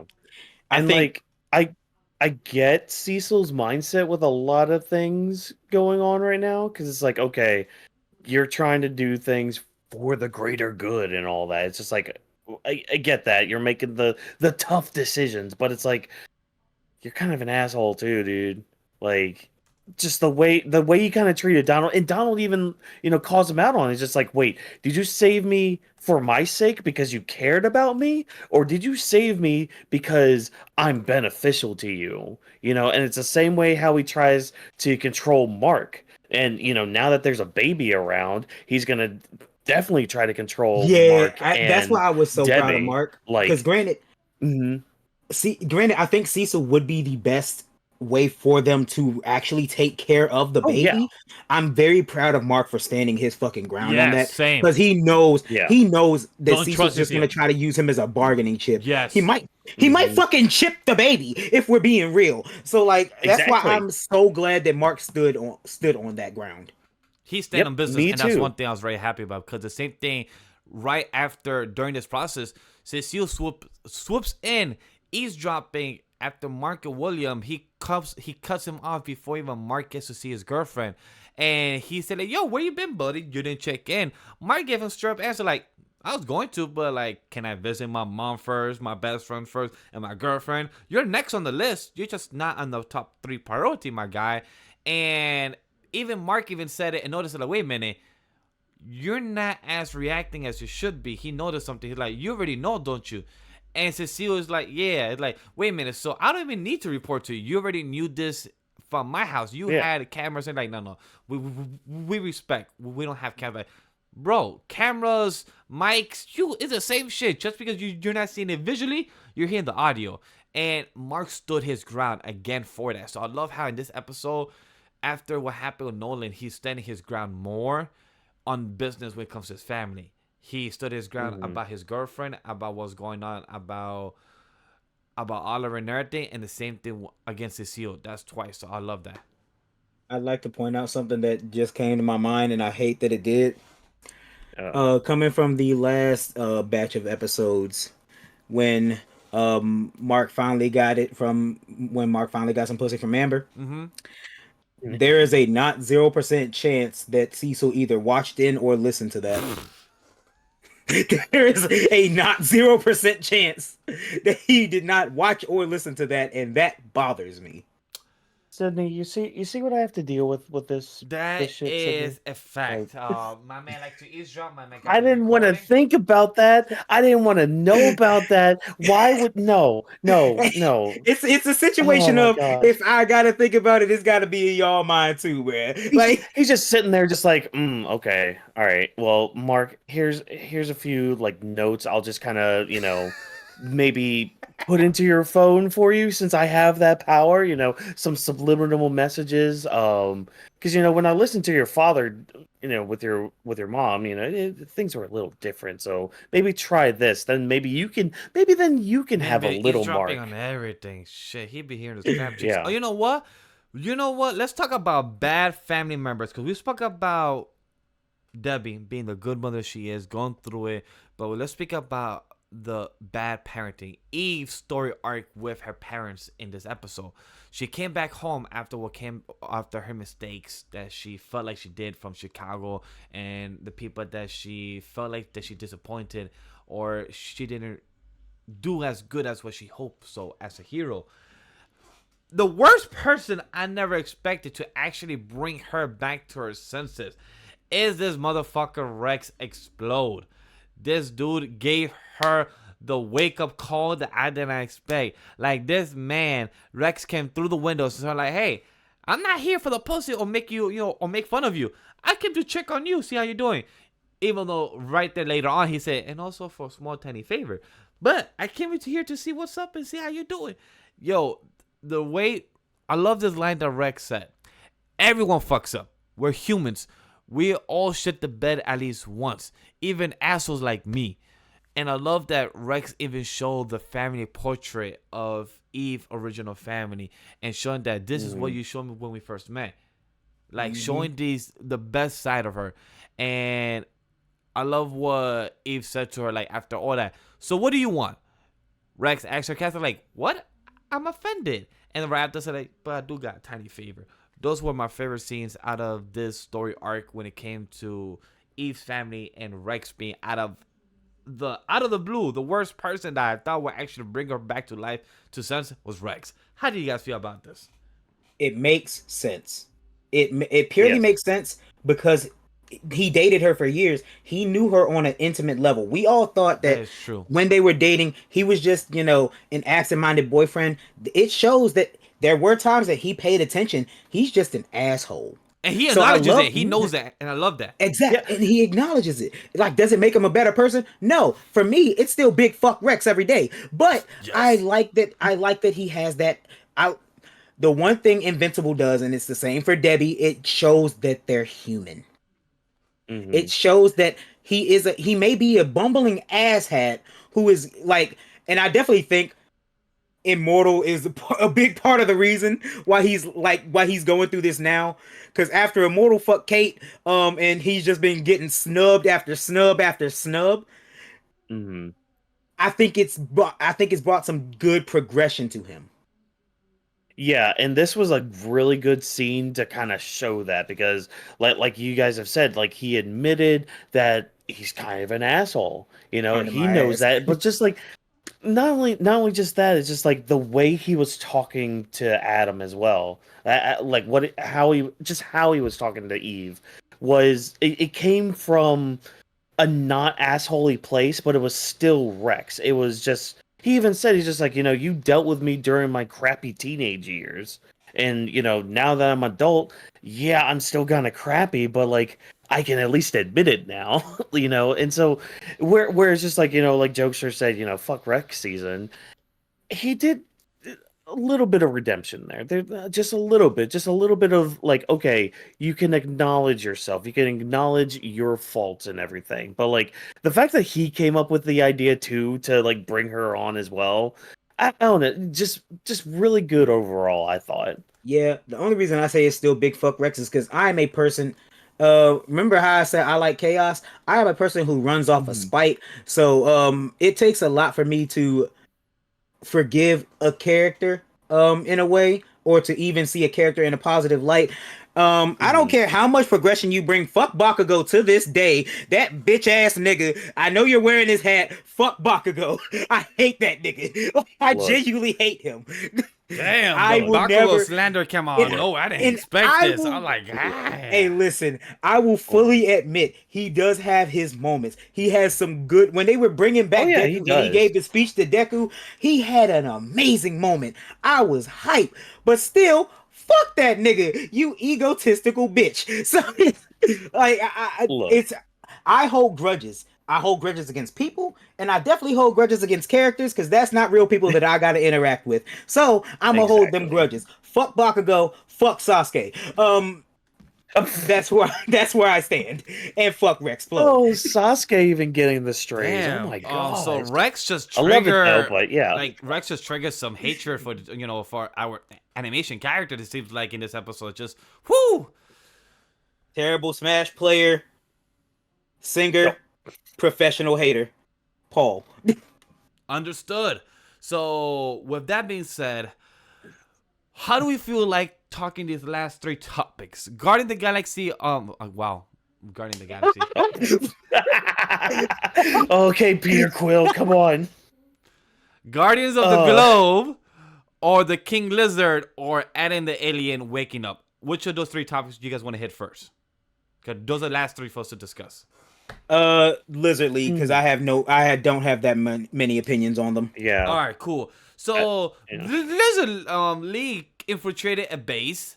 It seems like a very important, huge base that got infiltrated very easily from these League people, because it seems like this is the fucking nukes for New York, Chicago, Los Angeles. Just easily pressable buttons, like no keypad or password ready for it. Just ready, button press, explode going out. And these are our Lizard League versus Rexplode, Shrinking Ray, and Duplicate. How did y'all feel about our girls getting eaten and rip apart? Look, So- you saw my reaction earlier. Is Just- Kate that was made of my paper face mache? the whole time. I think she might. Is she Kate has made to of be. paper mache? She has to be. I'd be Like- confused because these body parts just be falling. And why There's- is yeah. it an Invincible show? All these intestines be coming out like it's like a shredding paper. Like every time somebody gets destroyed, these intestines just easily just comes out. Like yeet, yeet, yeet. And the thing is, what? I get that we're talking about like people with super strength here. Like I get why Nolan can like punch you in the stomach and then that your makes guts sense. gonna fly out. I get why this big nigga is literally ripping her apart, because she's a pretty skinny girl. He's obviously beefy, so I understand. But there was one specific part that like I looked at it like, how he threw her against against the wall. Her leg didn't come off when he threw her like the other times. He just tossed her, and as she hit a flat wall, Her intestines. as she hit a flat wall, split. How did she? No, it's like a perfect split in half. How did a flat wall do that to you? She made a paper mache or what? When he mushed the final two together, that was my paper mache moment. I'm just like, wait, is she just made of gum or something? Like, did she eat the gum fruit and she's just like mashed together now? It's just like, what are you made of, girl? Yeah, because I can at least understand, because you can just say it's his strength that crushed them both. I get that, even though I feel like realistically his hands would just go through him. Yeah, but it's just crazy for like it's duplicate. Like she repeats herself in a form, like crazy transitions. Boom. But like, does it make you weaker? Like each time you like have strength, like for example, like Meliodas from 70 Cents, he can make the clones, but each of them have a fraction of power. Huh? Mm-hmm. Yes. He makes clones? Yes, he makes clones. Yeah, it's like later on in the story. Yeah, it's like later on in the story in season 2, but it's only there for a short time because after that he barely uses it. So it's like only short time for only like like the multiform technique. Yes. So exactly that. So when it happens with duplicate, it's like, all right, cool. You're getting destroyed, legs being thrown off. Very simple and easy. I was very disappointed in her, but when I saw her getting squeezed by number 1, number 2, and it's just like I exploded, intensive. I'm like, did he just go like Hulk smash? Like, how did you get killed by your own self? Like, what is his strength level? Like, is his strength level like Mr. Thing, or like the Hulk type of strong power? Like, what? I see. Like, the thing is, I understand it. Simply because he was tossing them around, ripping legs off with each toss, ripping arms, ripping her in half, and like I get that. Yeah, this dude is like mad strong. So I understand when he just like mushed them together, how he almost said he made her hit the fusion dance. Well, technically, yeah, it just failed. We're now Super Kate. So I understand that. It's just him slamming her against the wall and her splitting in half that got me. Like, how the fuck? But then he ate Ray. That, I felt so bad because I felt like, cool, she's surviving. Cool, girl got eaten. But then I saw her coming out like, oh, are we about to do the Thanos thing? That literally what popped in my head. I didn't think about the butt thing, but I just saw Thanos thing.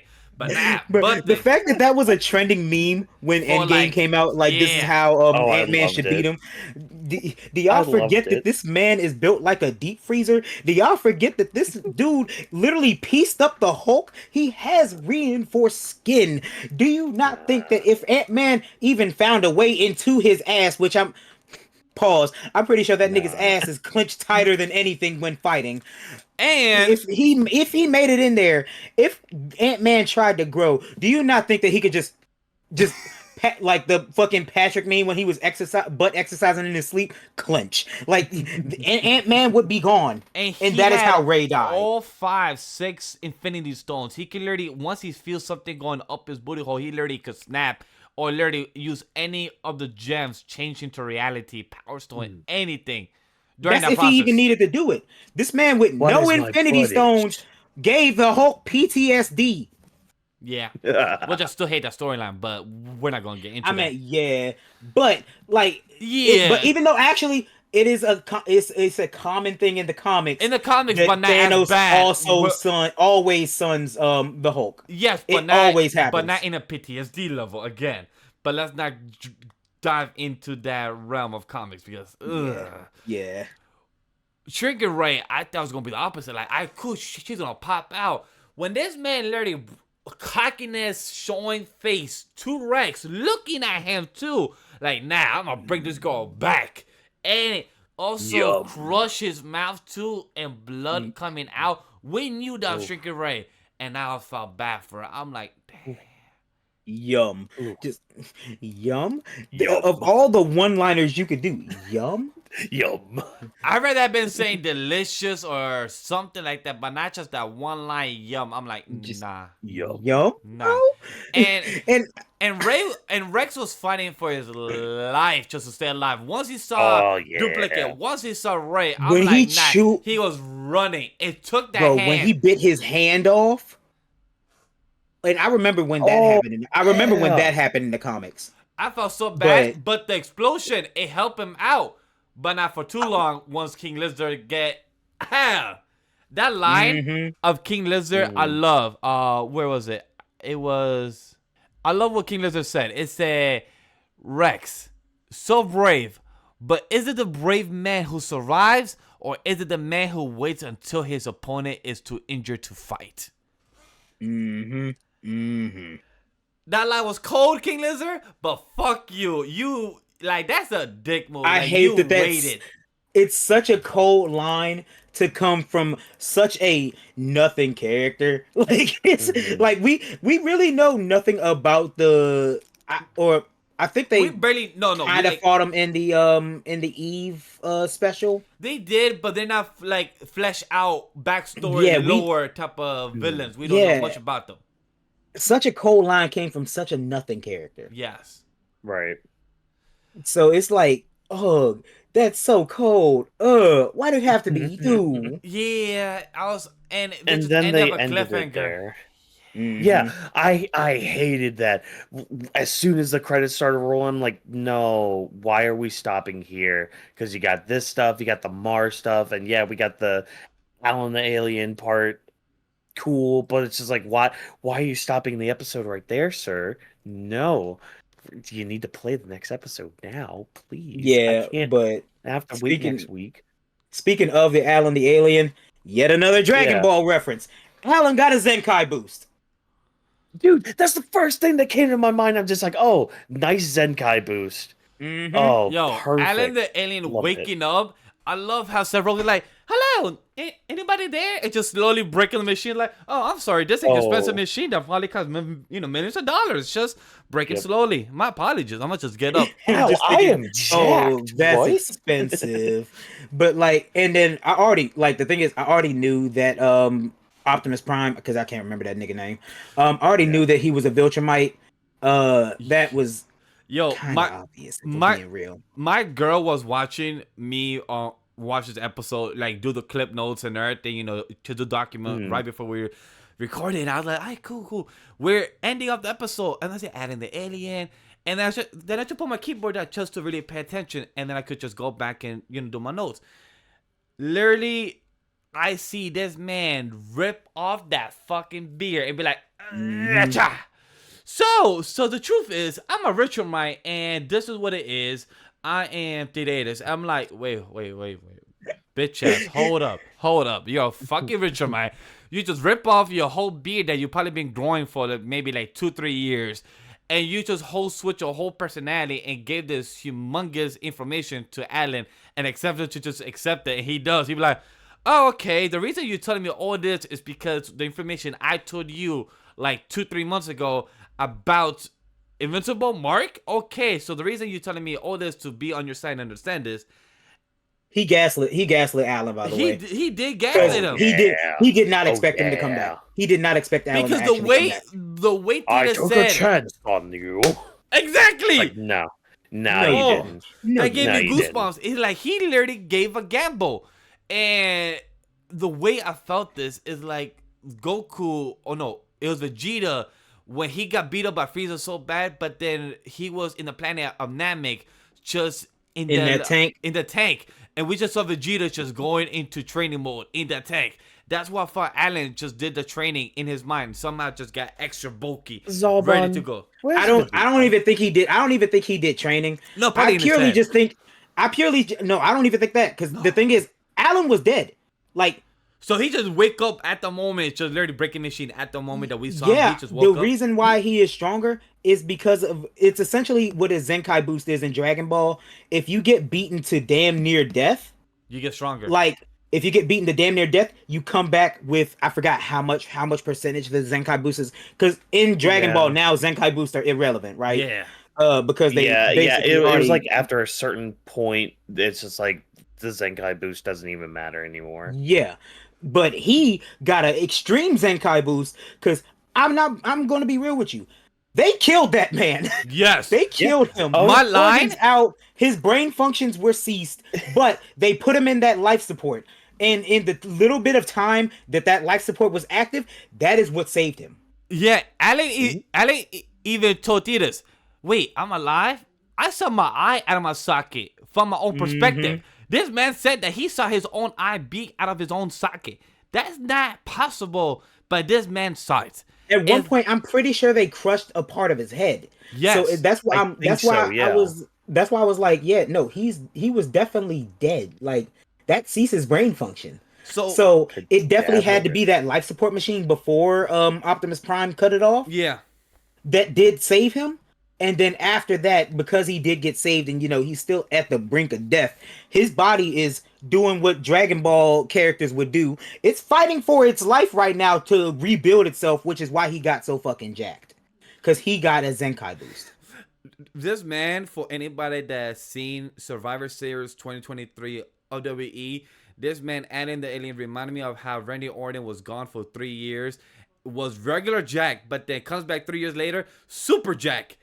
Of how Randy Orton appeared in Survivor Series. Like, this is what it reminds me of. Like, this man adding the alien, like, just gained extra 3 layers of muscles that not needed, but he just got the muscle just because he's about to whip some hands.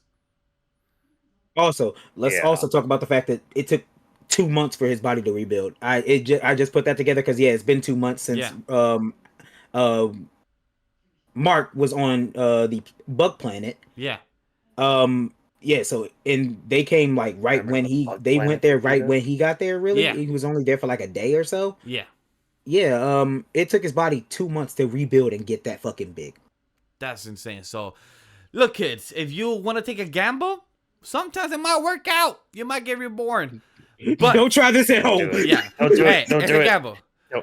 But what doesn't take a gamble? The Guardians of the Globe, they definitely are getting fucked in one way or another, because while Mark was gone, they was fighting like fucking Lobo, some type of version of Lobo on Earth. That's what I thought he looked like. I wasn't paying attention when they were fighting him much because I was working. Yeah. And but they didn't give a backstory of that flashback. They didn't say much of anything. It just shows they were fighting him and they were getting fucked. Yeah. Yeah. Because I thought maybe died, somebody but died nobody or something, but no. All they saw was Black Samson. All he saw was the dude turned to a Mars person. And Black Samson thought he solved the most biggest type of mystery in the world when he brought up that meeting. Oh, so that's why Black Samson knew who he was. Okay, I missed that part then. Yeah. Like, all he saw was Shapesmith got thrown off by the Lobo dude. And after that, of the debris, Black Samson saw his blurry eyes seeing Shapesmith turning from a Mars to a regular human again. So that's why he questioned that. And then in that meeting later, my man thought he solved the most biggest mystery. Like, yeah, so we gotta have a question. We have And Mars. it's not like bro was ever convincing. Yeah, he was never convincing. Like, he was lying out of his ass the whole time. But Black Panther like told the whole league of the Guardians, like, yeah. So we need to talk about the elephant in the room, that this dude is a Mars person. Everyone's reaction was like, yeah, we knew, my guy. We just been waiting for him to tell us. He was so starstruck, like, damn, nobody told me. I was the only one. I felt bad for him because he felt like he solved the biggest mystery on the planet. Bro thought he was him. No. Yeah. I'm the only one who knows. Psych. Yes. But Cecile I can knew, hold this information. and everyone else knew. And Of course Cecil knew. Yeah. And Shay Smith told everyone of the biggest fuck up that he did in Mars, and everyone got super mad at him, thinking like, man, you truly did fuck up your planet Mars, and you technically fucked us up. No, the thing is, they weren't even paying attention to, they were paying attention, but they weren't even like reacting to the fact of him telling his story. It was when, wait, so you killed that man? Like, yeah, like, where's our astronaut? So you killed that astronaut? That's what got me. He was American. Right? He's like, you Sir. left our man back in Mars. You cannot leave no man behind. Have you Like, not heard just the the fact Independence of Day there. speech? nigga, I was running for my life. Fuck yo Americans. Like that was I y'all wanted are to get off focusing, the planet. y'all are Like, focusing more on the fact that he killed one of your astronauts than the fact that he has an invasion coming to fuck y'all. So it's like yeah. priorities. And then now we're at the invasion spaceship, and I love this man, Shay Smith. Man, this man be telling them the last minute, like, hey, your idea that you think you're about to do of having this spaceship as a debris, our Mars spaceship will know that it's not a debris and will throw explosion rocket ships to you, and that's what it did. This man, Shay Smith, did not tell any information in advance, and he was not helpful at all. The whole time they're driving up to like the giant star destroyer, basically. Yeah. The whole time they're rolling up to it, and He could have then mentioned it. he's like, "Well, not only that, why didn't they ask him beforehand? And let alone that, how much time was there between when you guys first talked about him about all this invasion thing? How much time passed between that moment and when you guys are on the spaceship? Because you're asking him now about Well, the craft that's coming. he You're They did didn't have asking a him concrete now plan for all- until Eve got on the ship. Yeah, and he They did. did not have a concrete. They did not have a concrete plan until Eve got on the ship. But even still, wouldn't they have asked him And- at least well, about some of that? When At least Immortal to did try to ask get- him, he did say that ours Mars secret I cannot intel, cannot choose. But to that tell was you. on the ship, though. Yes. That was on their ship, like on there. I'm talking about before that, while they were preparing for all this. You would Bad think leadership part skills. of the preparation. I think Exactly. they were. Fuck I think you, they were more Cecil. just kind of focusing at that point. I think they were more still focusing on the story, or he was still because like it's still a long, kind of a long story he has to tell, and probably getting details as to like how the fuck this happened, and because it was so short notice, especially since Cecil had to go get Mark for it. So that's more or less why they didn't have like a concrete plan, because like right after Cecil brought Mark on, Mark got on the ship. That's basically where Cecil was, so he didn't have that time to make a plan with them in the meantime. You know what I mean?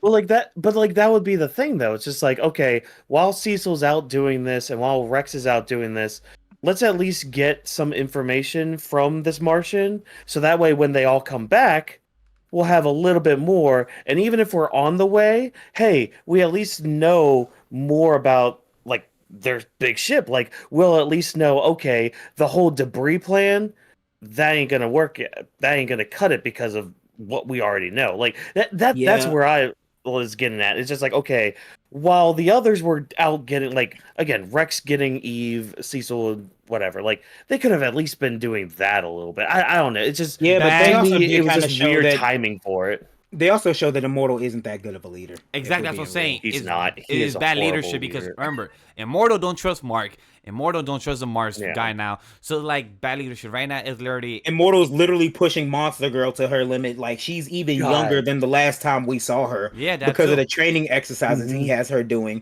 So he's a terrible leader all around, and he's just an old nigga set in his ways. Like that's basically what Immortal is. when we get to the spaceship, my dude, everything goes wrong. Eve loses the barrier. The And swarms. it's all Bullet nigga's fault. I forgot his name. Yes. He Oh, had to that- kill that one little creature. And the Mars were like, why did he do that? They're all connected to minds. They're coming here. They know who you are. And then everything just gets swarmed around. The animation there was a bit wonky, but I'm not here to talk about part 2, lack of animation, more talking about story bits. And when it comes to this, it's like, I just hope the next 3 episodes have better animation. yes, I That's- agree. Because they did snap with some of the fight scenes, like once again between the lizard yeah.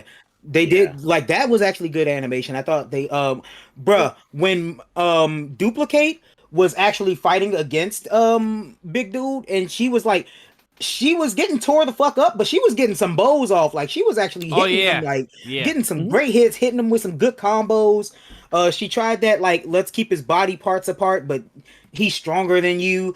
Like I feel like she definitely should have poured out more clones if she was gonna try that strategy. But the animation there was actually pretty good.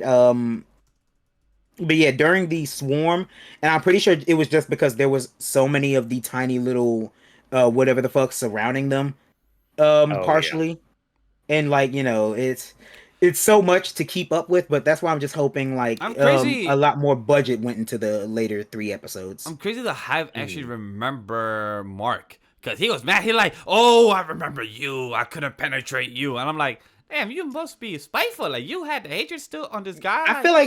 I feel like if you're used to taking over people with no effort, the one person that you couldn't will get in your head. Especially if it's a hive mind, it's in the head of millions. Yeah, you're right. So if it's in the head of millions, at least one of those millions are gonna remember you, and once they remember you, everybody. Remembers you. You got a point. Yeah, you got a point. Did you notice also the way Mark hugged Eve over that extra like, oh Eve, and it gave that extra Inf and Eve just appreciate that hug back. It, like they both needed each other to talk, and then during that spaceship, they both said like, yeah. So who has the worst dad issues? Like who has the worst dad issues? The seeds. Like they're both talking about the worst dad issue problems, like daddy problems. Like hey, who's worse dad? Who's worse dad? Yeah. I got half brother now. My dad might be a controlling asshole, but your dad is the same, but he blows up planets. Like, and I got half brother now. That's your purple. Dad beat your ass. So my dad can't beat my ass. Your dad did. Oh, my favorite part of about the Guardians of the Globe is when Rex said, "Hey, I know this is out of character of me, but I have an idea." I love that line of Rex because he even knew that he don't speak up about good ideas or even brings up a plan. So I love how he even was honest about that for himself. So again, towards back what jokes are said, that Rex knows about himself. He's like honest of who he is. So that's always appreciated when a character knows about their flaws and is honest about them. That's always appreciated. Mm-hmm. So that's about the episode on my end, on my notes, on my document. Do y'all got anything else to bring or say? No. I hate that we ended with the cliffhanger like that because I wanted more. That's a TV show staple, brother. But yeah. So remember, find out next time on Dragon Ball. Carbon Electra. I'm excited for next week episode of episode 6. So I can't wait to see because after that we have 3 episodes left of season 2. Then season 3, I think is later the end of this year or beginning of next year. Season 3 because they already been working on season 3. So I know the stories continue going on. So can't wait for don't pull the same bullshit you did with that 3 month hiatus. Just have your 8 episodes back to back. Do not have any breaks. If you want, have a mid break. Have a recap episode in between. Need it? Sure, whatever. But have your 8 episodes back to back, please, because a lot of people did not talk about this episode. We might be the only people right now posting our content for this weekend when it comes to the anime podcast, when it comes to Invincible review coverage. So definitely, it's always appreciated for anybody checking this out for Invincible. Definitely check out our Oh, trust me, when a certain character gets introduced, there is going to be a lot of coverage. Her? Are you talking about her or him? Yeah. Her. Oh, her. Oh, the one thing I was spoiled on with the story. Yeah, I know about her. I don't know I about, know about her. Yeah. Or what she has done. I don't know details. The thing is, and it, like the whole event's not even going to happen, but as soon as she gets introduced. Can't wait for us to get to the breakdown and dots for that. So, for those that did check out this anime podcast episode 144, we appreciate for you listening on the rest of Rest in Peace Akira Toriyama coverage that we did and gave our thoughts. Definitely jot down below what you guys felt. What is your feelings? How did you feel? What is your favorites? Let us know about that. And definitely let us know what you guys thought about our coverage of Invincible Season 2. I'm not going to call it Part 2 no more. This was the only episode coverage that we did. I was going to call it Part 2. Next week, I'm going to call it goddamn Episode 6, 7, and 8, and so on. Will we be live next week for the episode? Maybe. Who knows? Things are tuning back for coverage. Weebs of the Ring, twitch.tv/AniMa Studio all the time. But for our anime podcast, stay tuned because we will be live. I mean, you will get a recording episode for sure. Will you get a live episode? Stay tuned for that. Other than that, guys, thank you for joining us tonight or this recording of the Anime We Studio Anime Podcast. Is always appreciated. Our production team was for tonight. Vash, Watkins, and Roman Jokestar is appreciated for you guys to check in. Don't forget to follow the social media of the brands and the team down below is where you can find all of us. And all the links are below. because you will be getting a new link soon. The website is in the works currently. It's been moving. Yeah. I'll tell the team right after this because they didn't even know about this. So definitely stay tuned for that. Lastly, guys, share, like, most importantly, give us feedback down below of what you guys thought about it. And it's appreciated because you guys make the show help us succeed. And on behalf of everyone of Anima We Studio, we thank you for joining us in the Anime League podcast. See you on next one on episode 145. And the podcast was not recorded by a live studio audience. Thank you very much. I got a reply back from my JoJo tweet saying family, by the way. Somebody just said family. What?